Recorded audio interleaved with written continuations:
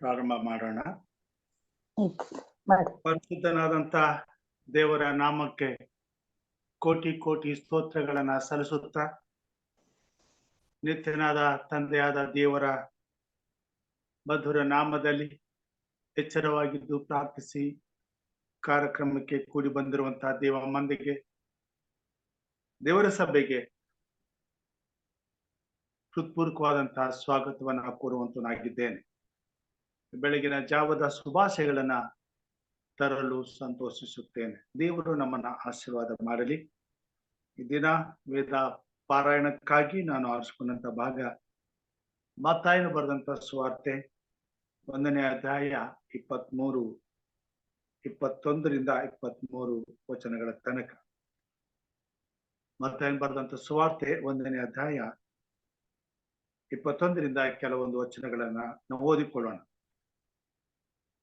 ಆಕೆಯು ಒಬ್ಬ ಮಗನನ್ನು ಹಡೆಯುವಳು, ನೀನು ಆತನಿಗೆ ಯೇಸು ಎಂದು ಹೆಸರಿಡಬೇಕು, ಯಾಕಂದರೆ ಆತನೇ ತನ್ನ ಜನರನ್ನು ಅವರ ಪಾಪಗಳಿಂದ ಬಿಡಿಸಿ ಕಾಯುವನು ಅಂದನು. ಕರ್ತನು ಪ್ರವಾದಿಯ ಮುಖಾಂತರ ಹೇಳಿದ ಮಾತು ನೆರವೇರುವಂತೆ ಇದೆಲ್ಲ ನಡೆಯಿತು. ಆ ಮಾತು ಏನೆಂದರೆ, ಇಗೋ, ಒಬ್ಬ ಕನ್ನಿಕೆಯು ಗರ್ಭಿಣಿಯಾಗಿ ಮಗನನ್ನು ಹಡೆಯುವಳು, ಆತನಿಗೆ ಇಮ್ಮಾನುವೇಲ್ ಎಂದು ಹೆಸರಿಡುವರು ಎಂಬುದು.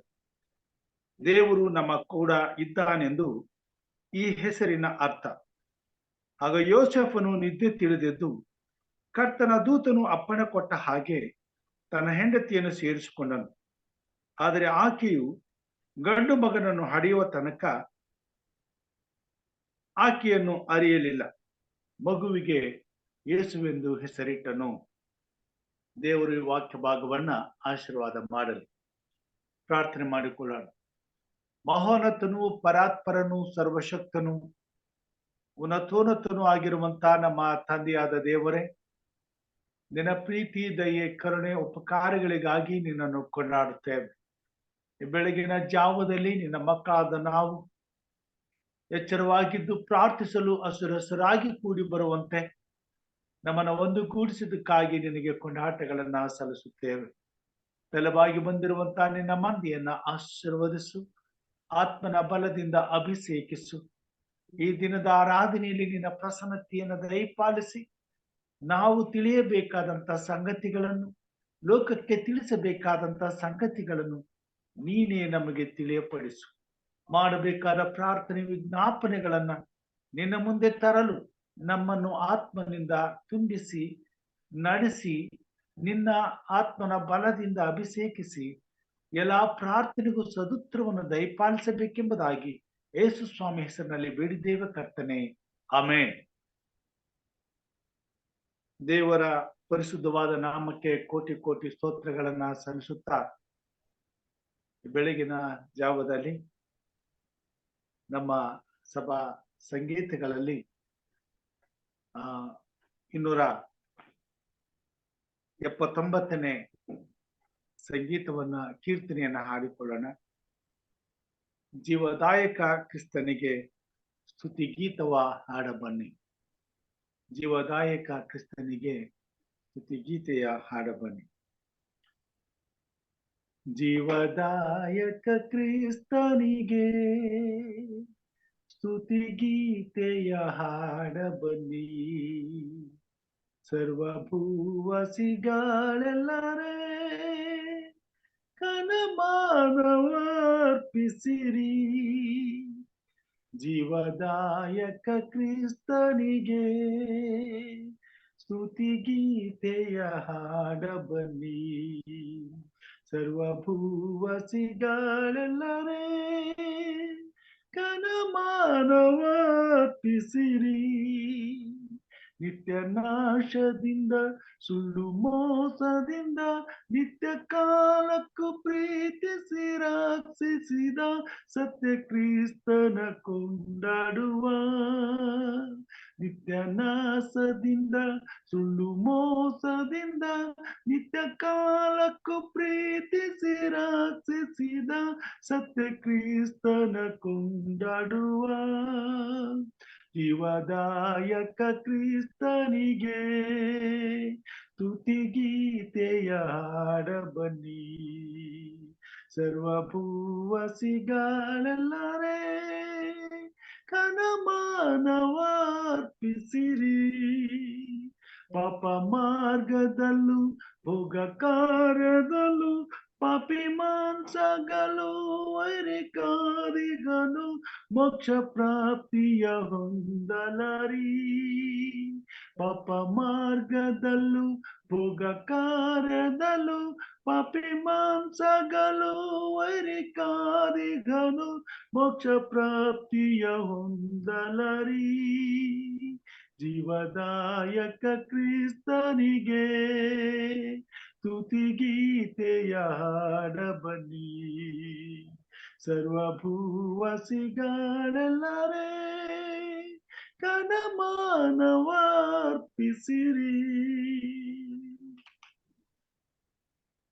ಸಮಯದಲ್ಲಿ ಹಿರಿಯರಾದಂಥ ಎವ್ಲಿನ್ ಪಾಲಮ್ಮ ಅವ್ರ ಜೊತೆಗೆ ನಾವು ಪ್ರಾರ್ಥನೆಯನ್ನ ಮಾಡಿಕೊಳ್ಳೋಣ.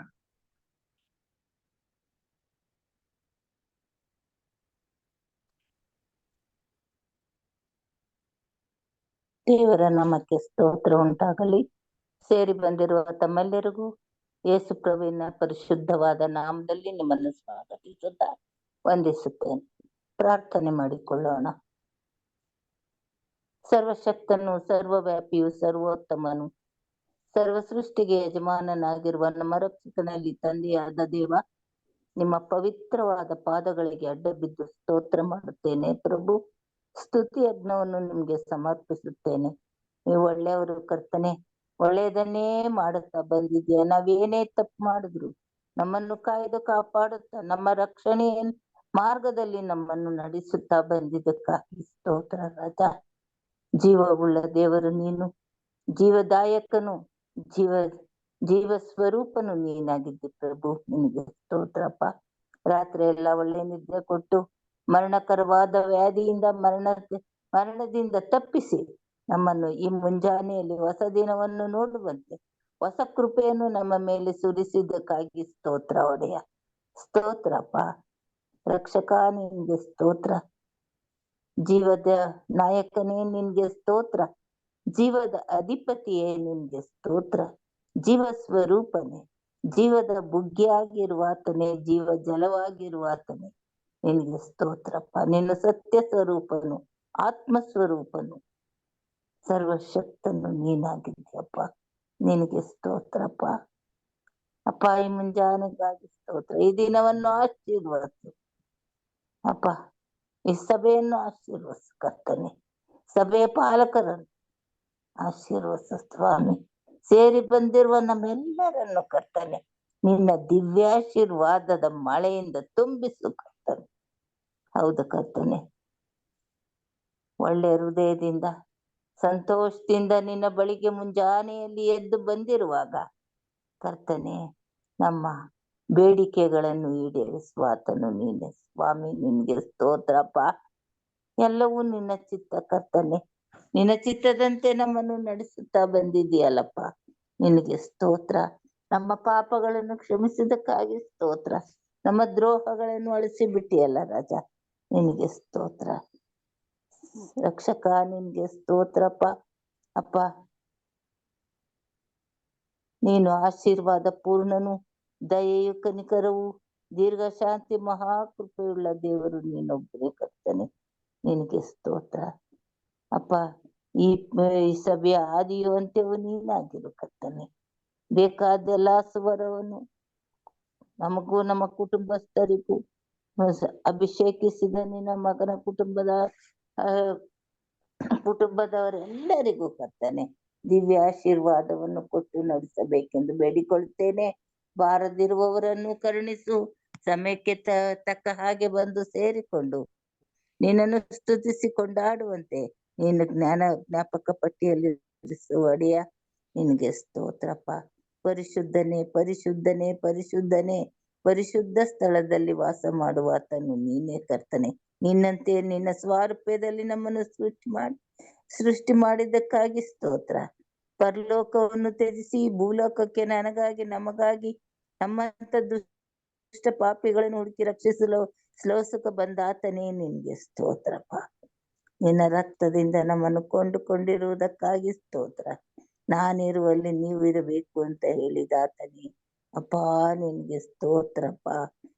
ಆದಿಯು ಅಂತ್ಯವು ನೀನಾಗಿದ್ದುಕೊಂಡು ನಡೆಸಿದೆಯಲ್ಲ ದೇವರೇ.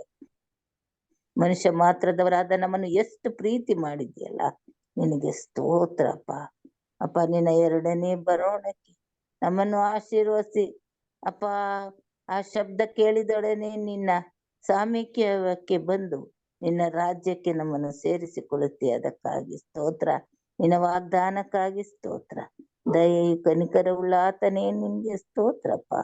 ಸ್ತೋತ್ರ ರಕ್ಷಕ, ನಿನ್ಗೆ ಸ್ತೋತ್ರಪ್ಪ. ಇವೆಲ್ಲವನ್ನು ನಿನ್ನ ಪಾದ ಸನ್ನಿಧಾನಕ್ಕೆ ಈ ಪ್ರಾರ್ಥನೆಯನ್ನು ಎಲ್ಲವನ್ನು ನಿನ್ನ ಚಿತ್ತಕ್ಕೆ ಅನುಗ್ರಹಿಸಿ ಬೇಡಿ ಬಂದಿದ್ದೇನೆ ಸ್ವಾಮಿ. ಆಮೇಲೆ ಆಮೇನ್.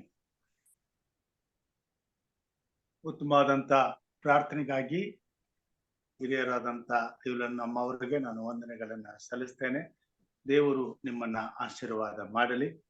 ದೇವರ ವಾಕ್ಯದ ಬಳಿಗೆ ನಾವು ಹೋಗುವ ಹಾಗೆ ನಮ್ಮ ಸತ್ಯವೇದವನ್ನ ಮತ್ತಾಯನ ಬರೆದಂತ ಸುವಾರ್ತೆ 1ನೇ ಅಧ್ಯಾಯಕ್ಕೆ ತಿರುಗಿಸೋಣ.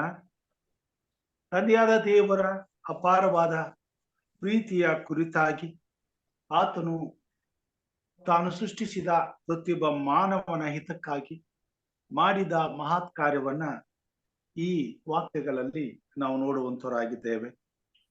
ಈ ಭೂಮಿ ಮೇಲೆ ಆತನು ನರಾವತಾರವೆತ್ತಿ ಬಂದು ಮಾನವನ ಜೀವಿತದಲ್ಲಿ ತನ್ನ ಸಂಕಲ್ಪವನ್ನ ಈಡೇರಿಸಲು ಮತ್ತು ಮಾನವನ ಸಂಬಂಧವನ್ನ ಪುನಃಸ್ಥಾಪಿಸಲು ತನ್ನ ಮತ್ತು ಅಗಲಿ ಹೋಗಿರುವಂತ ತನ್ನ ಪ್ರೀತಿಯ ಕುಮಾರಿಯರನ್ನು ತನ್ನ ಬಳಿಗೆ ಸೇರಿಸಿಕೊಳ್ಳಲು ದೇವರು ಕೃಪೆಯಿಂದ ಮಾಡಿದ ಸಂಕಲ್ಪವನ್ನ ಇಲ್ಲಿ ಕರ್ತನು ನಮಗೆ ತಿಳಿಸುವಂತವನಾಗಿದ್ದಾನೆ. ಈ ಭೂಮಿ ಸೃಷ್ಟಿಯಾದ 4000 ವರ್ಷಗಳ ನಂತರ ತಾನು ಜಗತ್ತುತ್ಪತ್ತಿಗಿಂತ ಮುಂಚೆ ಮಾಡಿದ ಸಂಕಲ್ಪವನ್ನು ನೆರವೇರಿಸುವುದಕ್ಕಾಗಿ ಯೂದ ಕುಲದಿಂದ, ಯಹೂದನ ಮನೆತನದಿಂದ ಒಂದು ಕುಟುಂಬವನ್ನ ಆರಿಸಿಕೊಂಡು ಆ ಕುಟುಂಬದಲ್ಲಿ ಒಬ್ಬ ಕನ್ನಿಕೆಯನ್ನ ಪರಿಶುದ್ಧಳನ್ನಾಗಿ, ಇನ್ನು ಆಕೆಯು ಯಾವುದೇ ಪಾಪವನ್ನ ಅರಿಯದೇ ಇರುವಾಗ, ಪುರುಷನ ಯಾವುದೇ ರೀತಿಯಾದಂತ ಸಂಬಂಧವನ್ನ ಕಾಣದೇ ಇರುವಾಗ, ಇನ್ನೂ ಕನ್ನಿಕೆಯಾಗಿರುವಾಗಲೇ ಆಕೆಯ ಗರ್ಭದಲ್ಲಿ ಈ ಭೂಮಿ ಮೇಲೆ ತಾನು ಜನಿಸಿ ಬರುವಂತ ಮಹತ್ ಕಾರ್ಯವನ್ನ ಮಾಡುವಂತವನಾಗಿದ್ದಾನೆ.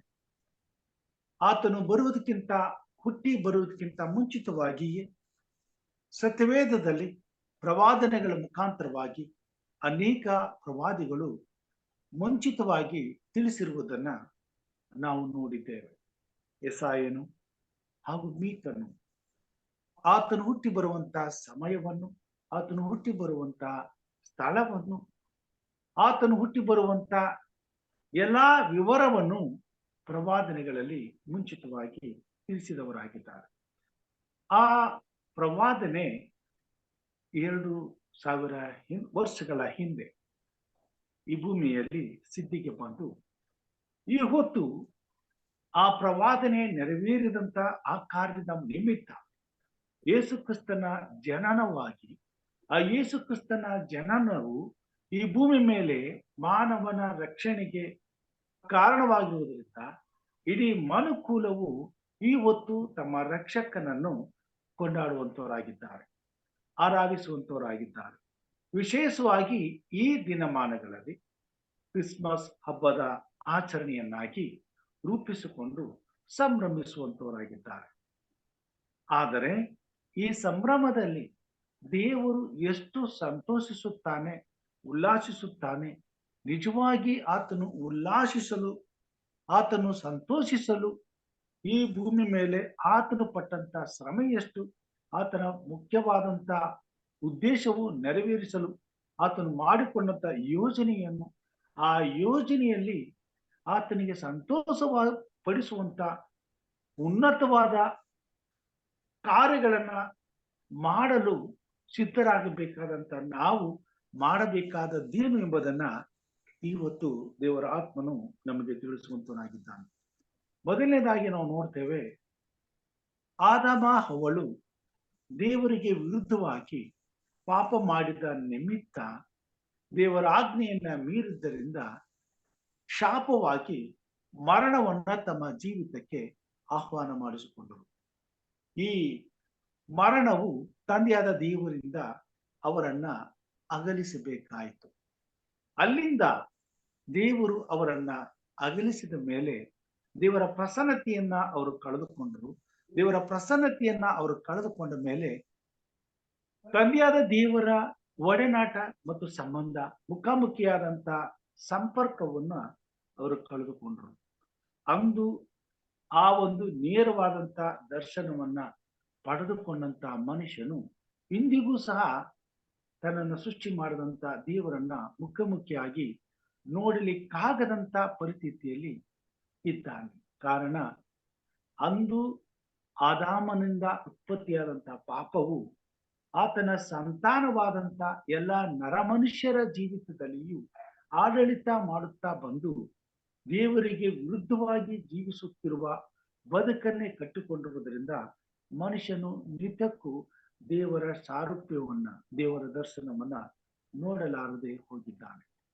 ಹೀಗಿರುವಾಗ ಯಾವ ಉದ್ದೇಶಕ್ಕಾಗಿ ಮನುಷ್ಯನನ್ನ ಸೃಷ್ಟಿ ಮಾಡಿದನೋ ಆ ಉದ್ದೇಶವು, ಆ ಸಂಕಲ್ಪವು ಒಡೆದು ಹೋದದ್ದರಿಂದ ಅದನ್ನ ಮತ್ತೆ ಮರುಸ್ಥಾಪನೆ ಮಾಡುವುದಕ್ಕೋಸ್ಕರ ಕರ್ತನು ಮಾಡಿದಂತ ಸಂಕಲ್ಪವನ್ನ ಆತನು ಈ ಭೂಮಿ ಮೇಲೆ ನೆರವೇರಿಸುವುದಕ್ಕೋಸ್ಕರ ಆತನು ತಾನೇ ಖುದ್ದು ಈ ಲೋಕಕ್ಕೆ ಬರಬೇಕಾಯಿತು ಎಂಬುದಾಗಿ ನಾವು ನೋಡ್ತೇವೆ 21ನೇ ವಚನದಲ್ಲಿ, ಮೊದಲನೇ ಅಧ್ಯಾಯ ಮತ್ತಾಯ ಬರೆದಂತ ಸುವಾರ್ತೆ 21ನೇ ಅಧ್ಯಾಯದಲ್ಲಿ ಹೀಗೆ ಪ್ರವಾದನೆಯನ್ನ ಕುರಿತು ತಿಳಿಸುವಂತನಾಗಿದ್ದಾನೆ.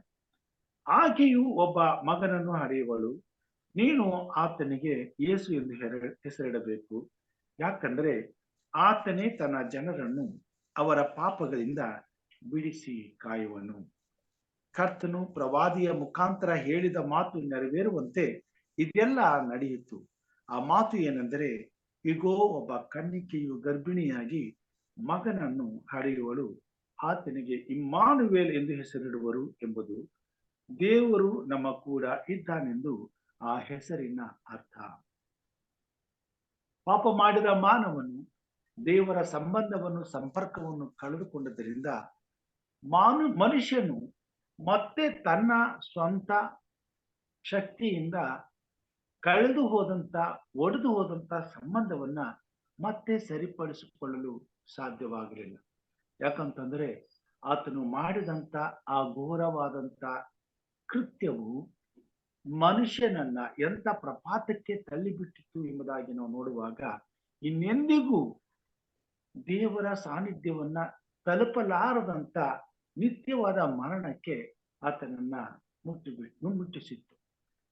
ಈಗ ಇಂಥ ದುಸ್ಥಿತಿಯಿಂದ ಮತ್ತೆ ಮಾನವನನ್ನ ತನ್ನ ಸನ್ನಿಧಾನಕ್ಕೆ ಬರಮಾಡಿಕೊಳ್ಳಬೇಕಾದ್ರೆ, ಅಥವಾ ಮಾನವನು ಮತ್ತೆ ತಾನು ಕಳೆದುಕೊಂಡಂತ ಈ ಸಂಬಂಧವನ್ನ ಮತ್ತೆ ಸ್ಥಾಪಿಸಿಕೊಂಡು ತಂದೆಯಾದ ದೇವರ ಜೊತೆಯಲ್ಲಿ ಜೀವಿಸುವಂತ ಅವಕಾಶವನ್ನ ಪಡೆದುಕೊಳ್ಳಬೇಕಾದ್ರೆ ಮನುಷ್ಯನಿಂದ ಏನು ಸಾಧ್ಯವಿಲ್ಲ ಎಂಬುದನ್ನ ಕರ್ತನು ಅರಿತವನಾಗಿ ತಾನೇ ಖುದ್ದು ಆತನ ಬಳಿಗೆ, ಎಲ್ಲಿ ಮನುಷ್ಯನು ಬಿದ್ದು ಹೋಗಿದ್ದಾನೋ ಅದೇ ಸ್ಥಳಕ್ಕೆ ಆತನು ಬರುವಂತ ತೀರ್ಮಾನವನ್ನ ಮಾಡುವಂತವನಾಗಿದ್ದಾನೆ.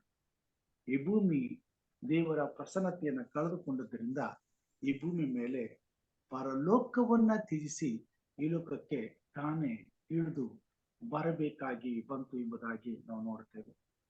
ಮನುಷ್ಯನಿಂದ ಮೇಲಕ್ಕೆ ಏರಿ ಹೋಗಲಕ್ಕೆ ಅಸಾಧ್ಯವಾದದ್ದರಿಂದ ತಂದೆಯಾದ ದೇವರು ಕೆಳಕ್ಕೆ ತಾನೇ ಇಳಿದು ಬರುವಂತ ಪ್ರಯತ್ನವನ್ನ ಮಾಡಿದನು. ಯಾಕಂತಂದ್ರೆ ಆತನು ಸದಾ ಕಾಲವು ಮನುಷ್ಯನ ಜೊತೆಯಲ್ಲಿ ಇರಬೇಕೆಂದು ಬಯಸಿದಂತ ಪ್ರೀತಿಯ ತಂದೆಯಾಗಿದ್ದಾನೆ. ತನ್ನ ಮಕ್ಕಳು ಯಾವಾಗಲೂ ತನ್ನ ಜೊತೆಯಲ್ಲಿ ಇರಬೇಕೆಂಬುದಾಗಿ ಹಂಬಲಿಸುವಂತವನಾಗಿದ್ದಾನೆ. ಈಗ ಪಾಪದ ನಿಮಿತ್ತ ದೇವರ ಸಂಬಂಧವನ್ನ ಕಳೆದುಕೊಂಡು ಈ ಭೂಮಿಗೆ ಬಿದ್ದು ಹೋಗಿರ್ತಕ್ಕಂಥ ಮನುಷ್ಯನು ದೇವರ ಬಳಿಗೆ ಮತ್ತೆ ಏರಿ ಹೋಗಲಿಕ್ಕೆ ಆಗದೆ ಹೋದದ್ರಿಂದ ತಂದೆಯಾದ ದೇವರು ಎಲ್ಲಿ ಮನುಷ್ಯನು ಇದ್ದಾನೋ ಅಲ್ಲಿಗೆ ತಾನು ಇಳಿದು ಬರಬೇಕಾಗಿತ್ತು. ಈಗ ಆತನು ನಿತ್ಯನಾದ ತಂದೆಯು, ಪರಾಕ್ರಮಶಾಲಿಯಾದ ದೇವರು, ನಿತ್ಯವಾದ ಪ್ರಭಾವಶಾಲಿಯಾಗಿರುವುದರಿಂದ ಆತನು ಅಷ್ಟು ಸುಲಭವಾಗಿ ನೇರವಾಗಿ ತಾನಿರುವಂತಹ ಸ್ಥಿತಿಯಲ್ಲಿ ಈ ಲೋಕಕ್ಕೆ ಇಳಿದು ಬರುವುದು ಅಸಾಧ್ಯವಾದ ಮಾತಾಗಿತ್ತು. ಅದಕ್ಕೋಸ್ಕರ ಆತನು ತನ್ನನ್ನ ತಾನು ತಗ್ಗಿಸಿಕೊಂಡು ಮನುಷ್ಯನ ರೂಪವನ್ನ ಧರಿಸಿಕೊಂಡು ಮನುಷ್ಯನಕ್ಕೆ ಸದೃಶ್ಯನಾಗಲು ಆತನು ನರಾವತಾರವೆತ್ತಿ ಬರಬೇಕಾಯಿತು. ಮನುಷ್ಯನ ಸ್ಥಿತಿಯಲ್ಲಿಯೇ ಆತನು ಬರಬೇಕಾಯಿತು. ಅದನ್ನ ಫಿಲಿಪ್ಪಿಯರ ಪತ್ರಿಕೆಯಲ್ಲಿ 2ನೇ ಅಧ್ಯಾಯದಲ್ಲಿ ನಮಗೆ ಆ ಪೌಲನು ವಿಸ್ತಾರವಾಗಿ ನಮಗೆ ತಿಳಿಸುವಂತನಾಗಿದ್ದಾನೆ. ಫಿಲಿಪ್ಪಿಯನ್ ಪತ್ರಿಕೆ 2ನೇ ಅಧ್ಯಾಯದಲ್ಲಿ ಇಲ್ಲಿ ನಾವು ನೋಡ್ತೇವೆ 6ನೇ ವಚನದಿಂದ ಹೇಗೆ ಕರ್ತನು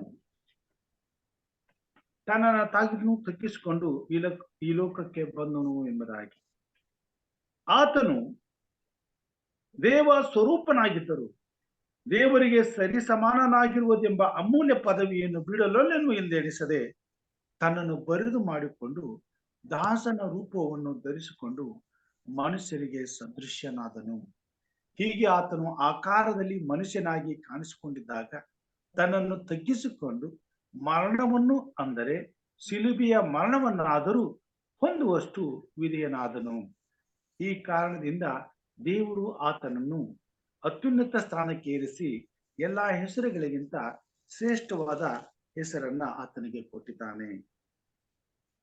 ತಂದೆಯಾದ ದೇವರು ತನ್ನ ಮಕ್ಕಳ ಜೊತೆಯಲ್ಲಿ ಇರಬೇಕೆಂಬ ಹಂಬಲದಿಂದ, ಜೊತೆಗೆ ಇಂಥ ದುಸ್ಥಿತಿಯಿಂದ ಅವರನ್ನ ಬಿಡಿಸಿ ಮತ್ತೆ ತನ್ನ ಸಾನ್ನಿಧ್ಯವನ್ನ ಸೇರಿಸಿಕೋದಕ್ಕೋಸ್ಕರ ಈ ಲೋಕಕ್ಕೆ ಆತನು ತಾನೇ ನರಾವತಾರವೆತ್ತಿ ಮನುಷ್ಯನ ರೂಪವನ್ನು ಧರಿಸಿಕೊಂಡು ಈ ಲೋಕಕ್ಕೆ ಬರಬೇಕಾಯಿತು.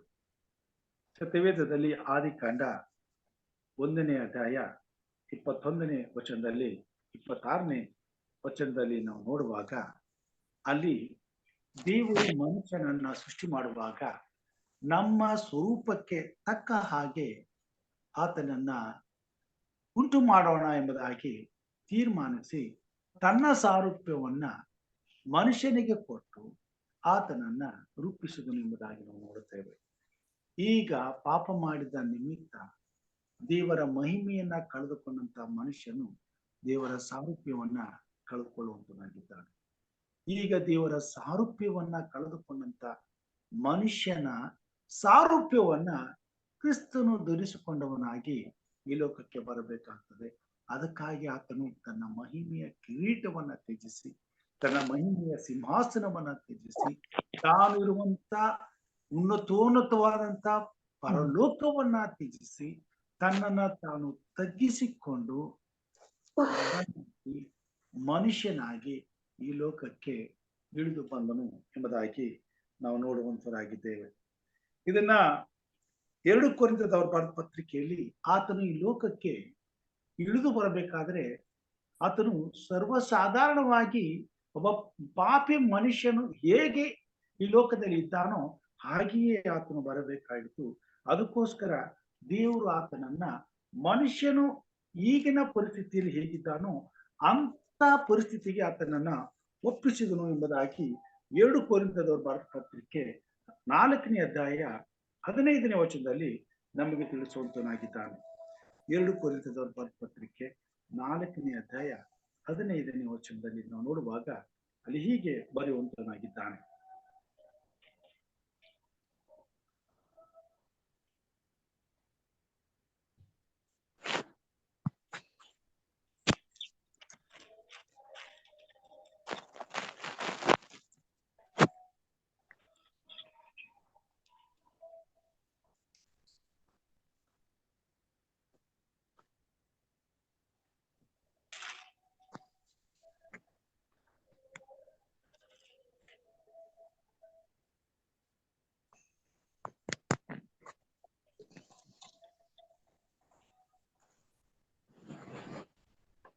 2 ಕೊರಿಂಥದವರ ಬರೆದ ಪತ್ರಿಕೆ 5ನೇ ಅಧ್ಯಾಯ 21ನೇ ವಚನದಲ್ಲಿ, ನಾವು ಆತನಲ್ಲಿ ದೇವರಿಗೆ ಸಮರ್ಪಕರಾದ ನೀತಿ ಸ್ವರೂಪಗಳಾಗುವಂತೆ ದೇವರು ಪಾಪ ಜ್ಞಾನವಿಲ್ಲದ ಆತನನ್ನು ನಮಗೋಸ್ಕರ ಪಾಪ ಸ್ವರೂಪಿಯಾಗ ಮಾಡಿದನು. ಪಾಪವನ್ನೇ ಅರಿಯಲಾರದಂತ ಕ್ರಿಸ್ತನು ಈ ಲೋಕದಲ್ಲಿ ಪಾಪದಿಂದ ಬಳಲುತ್ತಿರುವ ಮಾನವನ ಸ್ವರೂಪವನ್ನ ಆತನು ಧರಿಸಿಕೊಳ್ಳಬೇಕಾಗಿತ್ತು ಎಂಬುದಾಗಿ ನಾವು ನೋಡ್ತೇವೆ. ಇಲ್ಲಿ ನಾವು ನೋಡ್ತೇವೆ, ಮನುಷ್ಯನು 1 ಪೇತ್ರ 2ನೇ ಅಧ್ಯಾಯ 22ನೇ ವಚನದಲ್ಲಿ ಹೇಗೆ ಮನುಷ್ಯನ ರೂಪಕ್ಕೆ ದೇವರು ತನ್ನನ್ನ ತಾನು ತಗ್ಗಿಸಿಕೊಳ್ಳಬೇಕಾಯಿತು ಎಂಬುದಾಗಿ ಪೇತ್ರವನ್ನು ನಮಗೆ ತಿಳಿಸ್ತಾನೆ. 1 ಪೇತ್ರ 2ನೇ ಅಧ್ಯಾಯ 22ನೇ ವಚನದಲ್ಲಿ.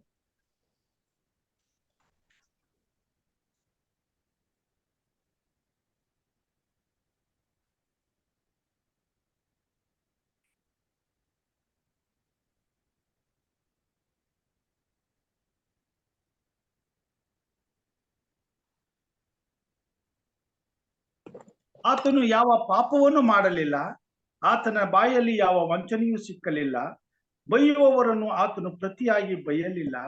ಆತನು ಬಾಧೆಯನ್ನು ಅನುಭವಿಸಿದಾಗ ಯಾರನ್ನು ಬೆದರಿಸದೆ ನ್ಯಾಯವಾಗಿ ತೀರ್ಪು ಮಾಡುವ ಆತನಿಗೆ ತನ್ನ ಕಾರ್ಯವನ್ನು ಒಪ್ಪಿಸಿದನು.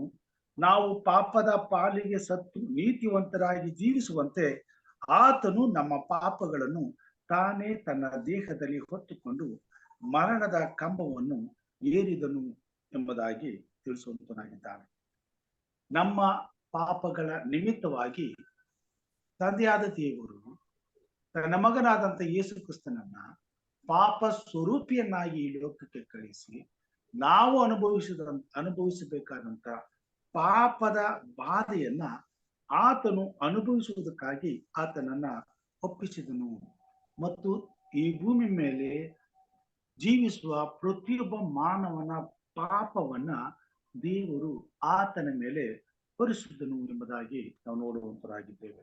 ಯೆಶಾಯನು ಬರೆದಂತ ಪ್ರವಾದನೆ 53ನೇ ಅಧ್ಯಾಯದಲ್ಲಿ ಅದನ್ನ ಸವಿಸ್ತರವಾಗಿ ಪ್ರವಾದಿಯಾದಂತ ಯೆಶಾಯನು ನಮಗೆ ತಿಳಿಸುವಂತವನಾಗಿದ್ದಾನೆ. ಹೇಗೆ ದೇವರು ನಮ್ಮ ಅಪರಾಧವನ್ನ ಆತನ ಮೇಲೆ ಹಾಕಿದನು.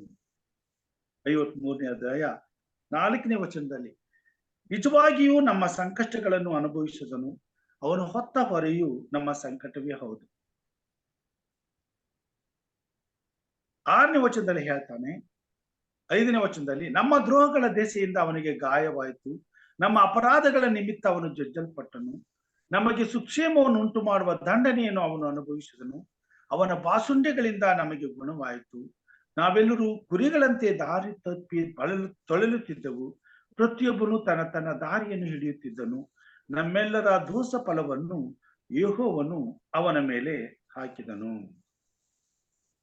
ಈ ಭೂಮಿ ಮೇಲೆ ಸಕಲ ಕುಲ ಭಾಷೆ ಪ್ರಜೆ ಜನಾಂಗಗಳು ಜೀವಿಸುತ್ತಿರುವಾಗ ಈ ಭೂಮಿ ಮೇಲೆ ದೇವರಿಂದ ಸೃಷ್ಟಿ ಮಾಡಲ್ಪಟ್ಟಂತ ಪ್ರತಿಯೊಬ್ಬ ಮಾನವನು ಮಾಡಿದ ಪ್ರತಿಯೊಂದು ಪಾಪಕ್ಕಾಗಿ ಯೇಸು ಕ್ರಿಸ್ತನು ತನ್ನ ಎಲ್ಲಾ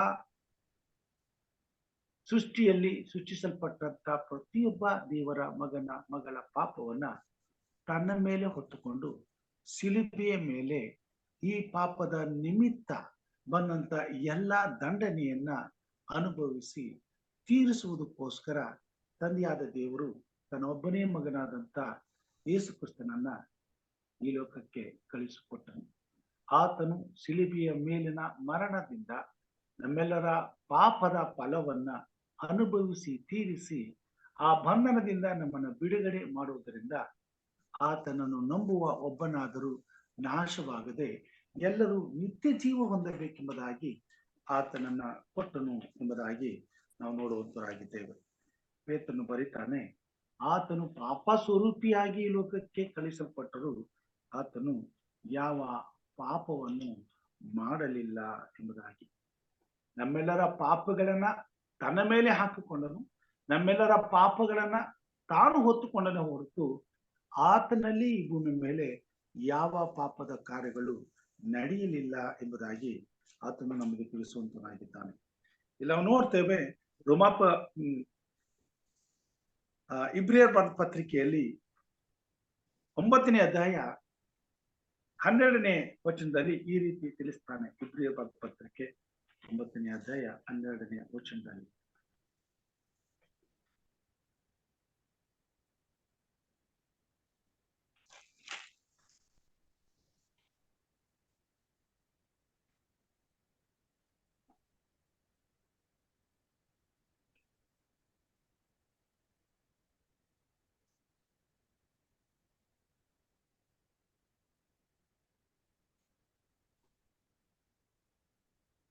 ಇಪ್ಪತ್ತೇಳನೇ ವಚನವನ್ನ ನಾನು ಓದುತ್ತೇನೆ. ಇಬ್ರಿಯರ ಪತ್ರಿಕೆ 9ನೇ ಅಧ್ಯಾಯ 27ನೇ ವಚನ. ಒಂದೇ ಸಾರಿ ಸಾಯುವುದು, ಆಮೇಲೆ ನ್ಯಾಯ ತೀರ್ಪು ಮನುಷ್ಯರಿಗೆ ಹೇಗೆ ನೇಮಕವಾಗಿದೆಯೋ ಹಾಗೆ ಕ್ರಿಸ್ತನು ಸಹ ಬಹು ಜನರ ಪಾಪಗಳನ್ನು ಹೊತ್ತುಕೊಳ್ಳುವುದಕ್ಕೋಸ್ಕರ ಒಂದೇ ಸಾರಿ ಸಮರ್ಪಿತನಾದನು. ರಕ್ಷಣೆಯನ್ನುಂಟು ಮಾಡುವುದಕ್ಕೋಸ್ಕರ ಪಾಪ ಸಂಬಂಧವಿಲ್ಲದವನಾಗಿ 2ನೇ ಸಾರಿ ಕಾಣಿಸಿಕೊಳ್ಳುವನು ಎಂಬುದಾಗಿ ತಿಳಿಸುವಂತನಾಗಿದ್ದಾನೆ. ಬಹು ಜನರ ಪಾಪಗಳನ್ನ ಹೊತ್ತುಕೊಂಡನು ಎಂಬುದಾಗಿ ನಾವು ನೋಡುವಾಗ, ದೇವರು ನಮ್ಮೆಲ್ಲರ ಪಾಪಗಳನ್ನ ಆತನ ಮೇಲೆ ಹಾಕಿದನು. ಆತನು ಭೂಮಿ ಮೇಲೆ ಸೃಷ್ಟಿಸಲ್ಪಟ್ಟ ಪ್ರತಿಯೊಬ್ಬ ಮಾನವನ ಪಾಪದ ನಿಮಿತ್ತ ಎಲ್ಲರ ಪಾಪಗಳಿಗೆ ಆತನು ಅನುಭವಿಸಬೇಕಾದಂತ ದಂಡನೆಯನ್ನ ಶಿಲುಬೆಯ ಮೇಲೆ ಅನುಭವಿಸಿ ತೀರಿಸಿದನು ಎಂಬುದಾಗಿ ನಾವು ನೋಡ್ತೇವೆ. ಇಬ್ರಿಯರ ಪತ್ರಿಕೆ 4ನೇ ಅಧ್ಯಾಯ 14ನೇ ಮತ್ತು 15ನೇ ವಚನದಲ್ಲಿ ಈ ಮಾತುಗಳನ್ನು ತಿಳಿಸ್ತಾನೆ. ಆಕಾಶ ಮಂಡಲಗಳನ್ನು ದಾಟಿ ಹೋದ ದೇವಕುಮಾರನಾದ ಯೇಸು ಎಂಬ ಶ್ರೇಷ್ಠ ಮಹಾಯಾಜಕನು ನಮಗಿರುವುದರಿಂದ ನಾವು ಮಾಡಿರುವ ಪ್ರತಿಜ್ಞೆಯನ್ನು ಬಿಡದೆ ಹಿಡಿಯೋಣ. ಯಾಕೆಂದರೆ ನಮಗಿರುವ ಮಹಾಯಾಜಕನು ನಮ್ಮ ನಿರ್ಬಲಾವಸ್ಥೆಯನ್ನು ಕುರಿತು ಅನುತಾಪವಿಲ್ಲದವನಲ್ಲವಲ್ಲ. ಆತನು ಸರ್ವ ವಿಷಯಗಳಲ್ಲಿ ನಮ್ಮ ಹಾಗೆ ಶೋಧನೆಗೆ ಗುರಿಯಾದನು, ಪಾಪ ಮಾತ್ರ ಮಾಡಲಿಲ್ಲ. ದೇವರ ವಾಕ್ಯದಲ್ಲಿ ನಾವು ನೋಡ್ತೇವೆ, ಯೇಸು ಕ್ರಿಸ್ತನನ್ನ ಈ ಲೋಕಕ್ಕೆ ಕಳಿಸಿಕೊಡುವಾಗ ಆತನು ಪಾಪಿಯಾಗಿ ಈ ಭೂಮಿ ಮೇಲೆ ಜೀವಿಸಲಿಲ್ಲ. ನಮ್ಮೆಲ್ಲರ ಪಾಪಗಳ ನಿಮಿತ್ತ ಆತನು ಪಾಪ ಸ್ವರೂಪಿಯಾದನೇ ಹೊರತು, ನಮ್ಮೆಲ್ಲರ ಪಾಪಗಳನ್ನ ಆತನು ಹೊತ್ತುಕೊಂಡನೇ ಹೊರತು, ನಮ್ಮೆಲ್ಲರ ಪಾಪದ ನಿಮಿತ್ತ ತಂದೆಯಾದ ದೇವರು ಆತನನ್ನ ಪಾಪಿಯ ಸ್ಥಾನದಲ್ಲಿ ನಿಲ್ಲಿಸಿ ಪಾಪಿ ಎಂಬುದಾಗಿ ನೋಡಿದನ ಹೊರತು, ಆತನು ಮಾತ್ರ ಈ ಭೂಮಿ ಮೇಲೆ ಯಾವ ಪಾಪವನ್ನು ಮಾಡಲಿಲ್ಲ ಎಂಬುದಾಗಿ ನಾವು ನೋಡುತ್ತೇವೆ. ದೇವರಿಗೆ ಪಾಪವಿಲ್ಲದಂತ, ಪಾಪರಹಿತವಾದಂತ ಯಜ್ಞವು ಅವಶ್ಯವಾದದ್ದರಿಂದ ಯೇಸು ಕ್ರಿಸ್ತನು ಮಾತ್ರ ಪಾಪರಹಿತವಾದಂತ ಯಜ್ಞವನ್ನ ಅರ್ಪಿಸಲು ಯಜ್ಞದ ಕುರಿಯಾಗಿ ಈ ಲೋಕಕ್ಕೆ ಕಳಿಸಲ್ಪಟ್ಟಿದ್ದವನಾದ್ದರಿಂದ, ಆ ಯಜ್ಞದ ಕುರಿಯಾಗಿ ತಂದೆಯಾದ ದೇವರಿಗೆ ಸಮರ್ಪಕವಾದಂತ ಬಲಿದಾನವನ್ನ ಶಿಲುಬೆ ಮೇಲೆ ಅರ್ಪಿಸಬೇಕಾಗಿರುವುದರಿಂದ ಆತನು ಸರ್ವ ವಿಷಯಗಳಲ್ಲಿ ನಮ್ಮ ಹಾಗೆಯೇ ಶೋಧನೆಗೆ ಒಳಗಾದರೂ ಈ ಭೂಮಿ ಮೇಲೆ ಪಾಪ ಮಾತ್ರ ಮಾಡಲಿಲ್ಲ ಎಂಬುದಾಗಿ ಪೌಲನು ತಿಳಿಸುತ್ತಾನೆ ಮತ್ತು ಪೇತ್ರನು ತಿಳಿಸುವಂತವರಾಗಿದ್ದಾರೆ. ಪ್ರಿಯ ಸಹೋದರ ಸಹೋದರಿಯರೇ, ಯೇಸು ಕ್ರಿಸ್ತನು ಈ ಲೋಕಕ್ಕೆ ಬಂದು 2000 ವರ್ಷಗಳಾಯಿತು. ಇವತ್ತು ಕ್ರಿಸ್ತನು ನಮ್ಮೆಲ್ಲರ ಪಾಪಗಳಿಗೋಸ್ಕರ ತನ್ನ ಪ್ರಾಣವನ್ನ ಕೊಡುವುದಕ್ಕೋಸ್ಕರ ಈ ಲೋಕಕ್ಕೆ ಹುಟ್ಟಿ ಬಂದಿದ್ದರಿಂದ ಆತನು ಹುಟ್ಟಿ ಬಂದಂತ ಆ ಕ್ಷಣವನ್ನ ನಾವೆಲ್ಲರೂ ಸಂತೋಷದಿಂದಲೂ ಸಂಭ್ರಮದಿಂದಲೂ ನಾವು ಅನುಭವಿಸುತ್ತೇವೆ, ಆಚರಿಸುತ್ತೇವೆ. ಇದು ನಿಜಕ್ಕೂ ಸಂತಸದ ಸಂಗತಿ.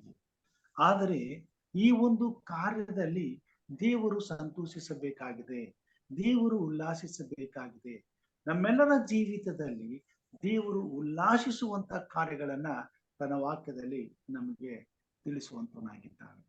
ಇವತ್ತು ನಾವು ದೇವರನ್ನ ಮೆಚ್ಚಿಸಲು, ದೇವರನ್ನ ಸಂತೋಷಪಡಿಸಲು ನಮ್ಮ ಮನಸ್ಸಿಗೆ ಬಂದಂತ ಕಾರ್ಯಗಳನ್ನ ನಾವು ಮಾಡುವುದಾದ್ರೆ ಅದರಿಂದ ಕರ್ತನು ಮೆಚ್ಚುವಂತವನಲ್ಲ, ಸಂತೋಷಿಸುವಂತವನು ಅಲ್ಲ. ಇವತ್ತು ಒಂದು ಕಾಲದಲ್ಲಿ ಈ ಲೋಕದಲ್ಲಿ ಈ ಒಂದು ಕಾರ್ಯವನ್ನ, ಕ್ರಿಸ್ಮಸ್ ಹಬ್ಬವನ್ನ, ಕ್ರಿಸ್ತನ ಜನನದ ಆಚರಣೆಯ ಕುರಿತಾಗಿ ಈ ಒಂದು ಕಾರ್ಯವನ್ನ ಕಾರ್ಯರೂಪಕ್ಕೆ ತರುವಂತ ಉದ್ದೇಶ ಉತ್ತಮವಾದದ್ದು, ಒಳ್ಳೆಯದದ್ದು ಆಗಿದ್ದು, ಅವರು ಆ ಕಾಲದಲ್ಲಿ ಭಕ್ತಿಪೂರ್ವಕವಾದಂತ ರೀತಿಯಲ್ಲಿ ಸದುದ್ದೇಶದಿಂದ ಕರ್ತನಿಗೆ ಮೆಚ್ಚುಗೆ ಆಗುವಂತ ರೀತಿಯಲ್ಲಿ ಈ ಆಚರಣೆಯನ್ನ ಅವರು ಆರಂಭಿಸಿದರು. ಆದ್ರೆ ಇವತ್ತು ಯಾವ ಉದ್ದೇಶದಿಂದ ಆ ಆಚರಣೆಯನ್ನು ಆರಂಭಿಸಿದರೋ ಆ ಉದ್ದೇಶವು ಇಂದಿನ ದಿನಮಾನಗಳಲ್ಲಿ ವ್ಯತಿರಿಕ್ತವಾಗಿ ಆ ಉದ್ದೇಶವನ್ನ ಸಂಪೂರ್ಣವಾಗಿ ಮರೆಸುವಂತ ರೀತಿಯಲ್ಲಿ ಆ ಆರಾಧನೆ, ಆ ಒಂದು ಆಚರಣೆ ನಡೆಯುವಂತದ್ದಾಗಿದೆ. ಯೇಸು ಕ್ರಿಸ್ತನು ಈ ಲೋಕಕ್ಕೆ ಬರುವಾಗ ತನ್ನನ್ನ ತಗ್ಗಿಸಿಕೊಂಡು, ತನ್ನನ್ನ ನಿರಾಕರಿಸಿ, ತಂದೆಯ ಚಿತ್ತವನ್ನ ನೆರವೇರಿಸಲು ತನ್ನ ಪ್ರಾಣವನ್ನೇ ತ್ಯಾಗ ಮಾಡಿ ಈ ಲೋಕಕ್ಕೆ ಬಂದನು. ಆತನ ಜನನವು ತ್ಯಾಗದ ಸಂಕೇತವಾಗಿದೆ. ಈ ಹೊತ್ತು ನಾವು ದೇವರನ್ನ ಸನ್ಮಾನಿಸುವವರು, ಕರ್ತನಿಗೆ ಸಂತೋಷವನ್ನ ತರಲು, ಆತನ ಸಂತೋಷದಲ್ಲಿ ಭಾಗಿಗಳಾಗಲು, ನಾವು ಸಂತೋಷ ಪಡಲು ಆ ದಿನವನ್ನ ಆಚರಿಸುವುದಾದ್ರೆ ನಮ್ಮ ಜೀವಿತದಲ್ಲಿ ಆ ದಿನವು ಇತರರಿಗಾಗಿ ತ್ಯಾಗದ ಕಾರ್ಯಗಳನ್ನ ಮಾಡುವಾಗ ಮಾತ್ರ ದೇವರು ಸಂತೋಷಿಸುವಂತವನಾಗಿದ್ದಾನೆ. ನಮ್ಮ ಸ್ವಾರ್ಥಕ್ಕಾಗಿ, ನಮ್ಮ ಸುಖಕ್ಕಾಗಿ, ನಮ್ಮ ಸಂತೋಷಕ್ಕಾಗಿ ಆ ದಿನವನ್ನ ನಾವು ಉಪಯೋಗಿಸುವುದಾದರೆ ಅದರಲ್ಲಿ ಕಿಂಚಿತ್ತಾದರೂ ದೇವರಿಗೆ ಸಂತೋಷವಿರುವುದಿಲ್ಲ. ಯಾಕಂತಂದ್ರೆ ಅದು ಕೂಡ ನಮ್ಮನ್ನ ಇನ್ನಷ್ಟು ಅಧೋಗತಿಗೂ ಪಾಪಕ್ಕೂ ದೇವರಿಂದ ನಮ್ಮನ್ನ ಅಗಲಿಸುವಂತ ಘೋರವಾದಂತ ಕೃತ್ಯಕ್ಕೂ ನಡೆಸುವಂತದ್ದಾಗಿದೆ. ಅನೇಕರು ದೇವರನ್ನ ಸಂತೋಷ ಪಡಿಸುವಂತ ರೀತಿಯನ್ನ ತಿಳಿಯದೆ ಇವತ್ತು ಕ್ರಿಸ್ಮಸ್ ಹಬ್ಬವನ್ನ ದುರುಪಯೋಗ ಪಡಿಸಿಕೊಳ್ಳುತ್ತಿದ್ದಾರೆ. ಇತರರಿಗೆ ಸಂತೋಷವನ್ನ, ಇತರರ ಜೀವಿತದಲ್ಲಿ ನೆಮ್ಮದಿಯನ್ನ ತರುವಂತ ಕಾರ್ಯಗಳನ್ನ ಅಂದು ನಾವು ಮಾಡುವಾಗ ತಂದೆಯಾದ ದೇವರು ಸಂತೋಷಿಸುವಂತವನಾಗಿದ್ದಾನೆ. ಯಾಕಂತಂದ್ರೆ ಮಾನವರ ಹಿತಕ್ಕಾಗಿ ತನ್ನ ಪ್ರಾಣವನ್ನೇ ಯೇಸು ಕ್ರಿಸ್ತನು ಕೊಡಲು ಈ ಲೋಕಕ್ಕೆ ಬಂದಿದ್ದಾನೆ. ಇವತ್ತು ಆ ಕ್ರಿಸ್ಮಸ್ ಜಯಂತಿಯನ್ನ ನಾವು ಸಂಭ್ರಮಿಸಬೇಕಾದ್ರೆ ಆ ದಿನ ತ್ಯಾಗ ಪೂರ್ವಕವಾಗಿ ಕ್ರಿಸ್ತನನ್ನ ಘನಪಡಿಸುವುದಕ್ಕೋಸ್ಕರ ಉಪಯೋಗಿಸಬೇಕಾಗಿದೆ. ನಿಜವಾಗಿಯೂ ಯೇಸು ಕ್ರಿಸ್ತನು ಹುಟ್ಟಿದಂತ ದಿನಾಂಕ ಸತ್ಯವೇದದಲ್ಲಿ ಎಲ್ಲೂ ತಿಳಿಸಿಲ್ಲ ಮತ್ತು ಅದನ್ನ ಆಚರಿಸಬೇಕೆಂಬುದಾಗಿಯೂ ಸತ್ಯವೇದ ಎಲ್ಲೂ ಒತ್ತಾಯ ಮಾಡಿಲ್ಲ. ಇದು ಮನುಷ್ಯ ಕಲ್ಪಿತವಾದಂತ ಒಂದು ಯೋಚನೆ ಆಗಿರುವುದರಿಂದ ಇದರಲ್ಲಿ ದೇವರಿಗೆ ಮೆಚ್ಚುಗೆಯಾದ ಕಾರ್ಯಗಳನ್ನ ಮಾಡೋದಾದ್ರೆ ಅದರಲ್ಲಿ ಖಂಡಿತವಾಗಿಯೂ ಯಾವುದೇ ರೀತಿಯಾದಂತ ದೋಷವಿರುವುದಿಲ್ಲ. ಆದರೆ ನಾವು ಮಾಡುವಂತ ಈ ಸಂಭ್ರಮ, ಈ ಸಂತೋಷದ ಈ ಗಳಿಗೆಗಳು ನಮ್ಮನ್ನು ಪಾಪ ಸ್ವರೂಪಗಳನ್ನಾಗಿ ರೂಪಿಸುವುದಕ್ಕಾಗಿ ಮಾಡುವುದಾದರೆ ಅದರಿಂದ ದೇವರಕ್ಕೆ ನಷ್ಟವಾಗುತ್ತದೆ ಹೊರತು ದೇವರ ರಾಜ್ಯಕ್ಕೆ ಯಾವ ಲಾಭವೂ ಇರುವುದಿಲ್ಲ. ಆದುದರಿಂದ ಸಂತೋಷ ಪಡಬೇಕಾದ್ರೆ, ಕ್ರಿಸ್ತನಲ್ಲಿ ಸಂತೋಷಬೇಕಾದ್ರೆ, ಇತರರ ನೋವಿನಲ್ಲಿ, ಇತರರ ದುಃಖದಲ್ಲಿ, ಇತರರ ಸಂಕಷ್ಟದಲ್ಲಿ, ಇತರರ ಬಡತನದಲ್ಲಿ, ಇತರರ ಕೊರತೆಯಲ್ಲಿ ನಾವು ನಮಗಿರುವಂತವುಗಳನ್ನ ತ್ಯಾಗ ಮಾಡಿ ಅವರ ಜೀವಿತದಲ್ಲಿ ಆಗಿರುವಂತ ನಷ್ಟವನ್ನ, ಕೊರತೆಯನ್ನ, ಆಗಿರುವಂತ ಎಲ್ಲ ನೋವನ್ನ ತೆಗೆದುಹಾಕಲು ಆ ದಿನವನ್ನ ನಾವು ಉಪಯೋಗಿಸುವುದಾದರೆ ಖಂಡಿತವಾಗಿಯೂ ಪರಲೋಕ ರಾಜ್ಯದಲ್ಲಿ ಸಂತೋಷ ಉಂಟಾಗುವಂತದ್ದಾಗಿದೆ.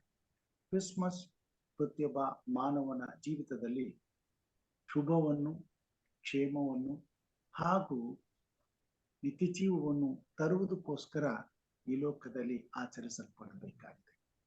ಒಬ್ಬ ಪಾಪಿಯು ದೇವರ ರಾಜ್ಯಕ್ಕೆ ತಿರುಗಿಕೊಳ್ಳುವುದಾದರೆ ಪರಲೋಕವು ಸಂತೋಷಿಸುವಂತದ್ದಾಗಿದೆ.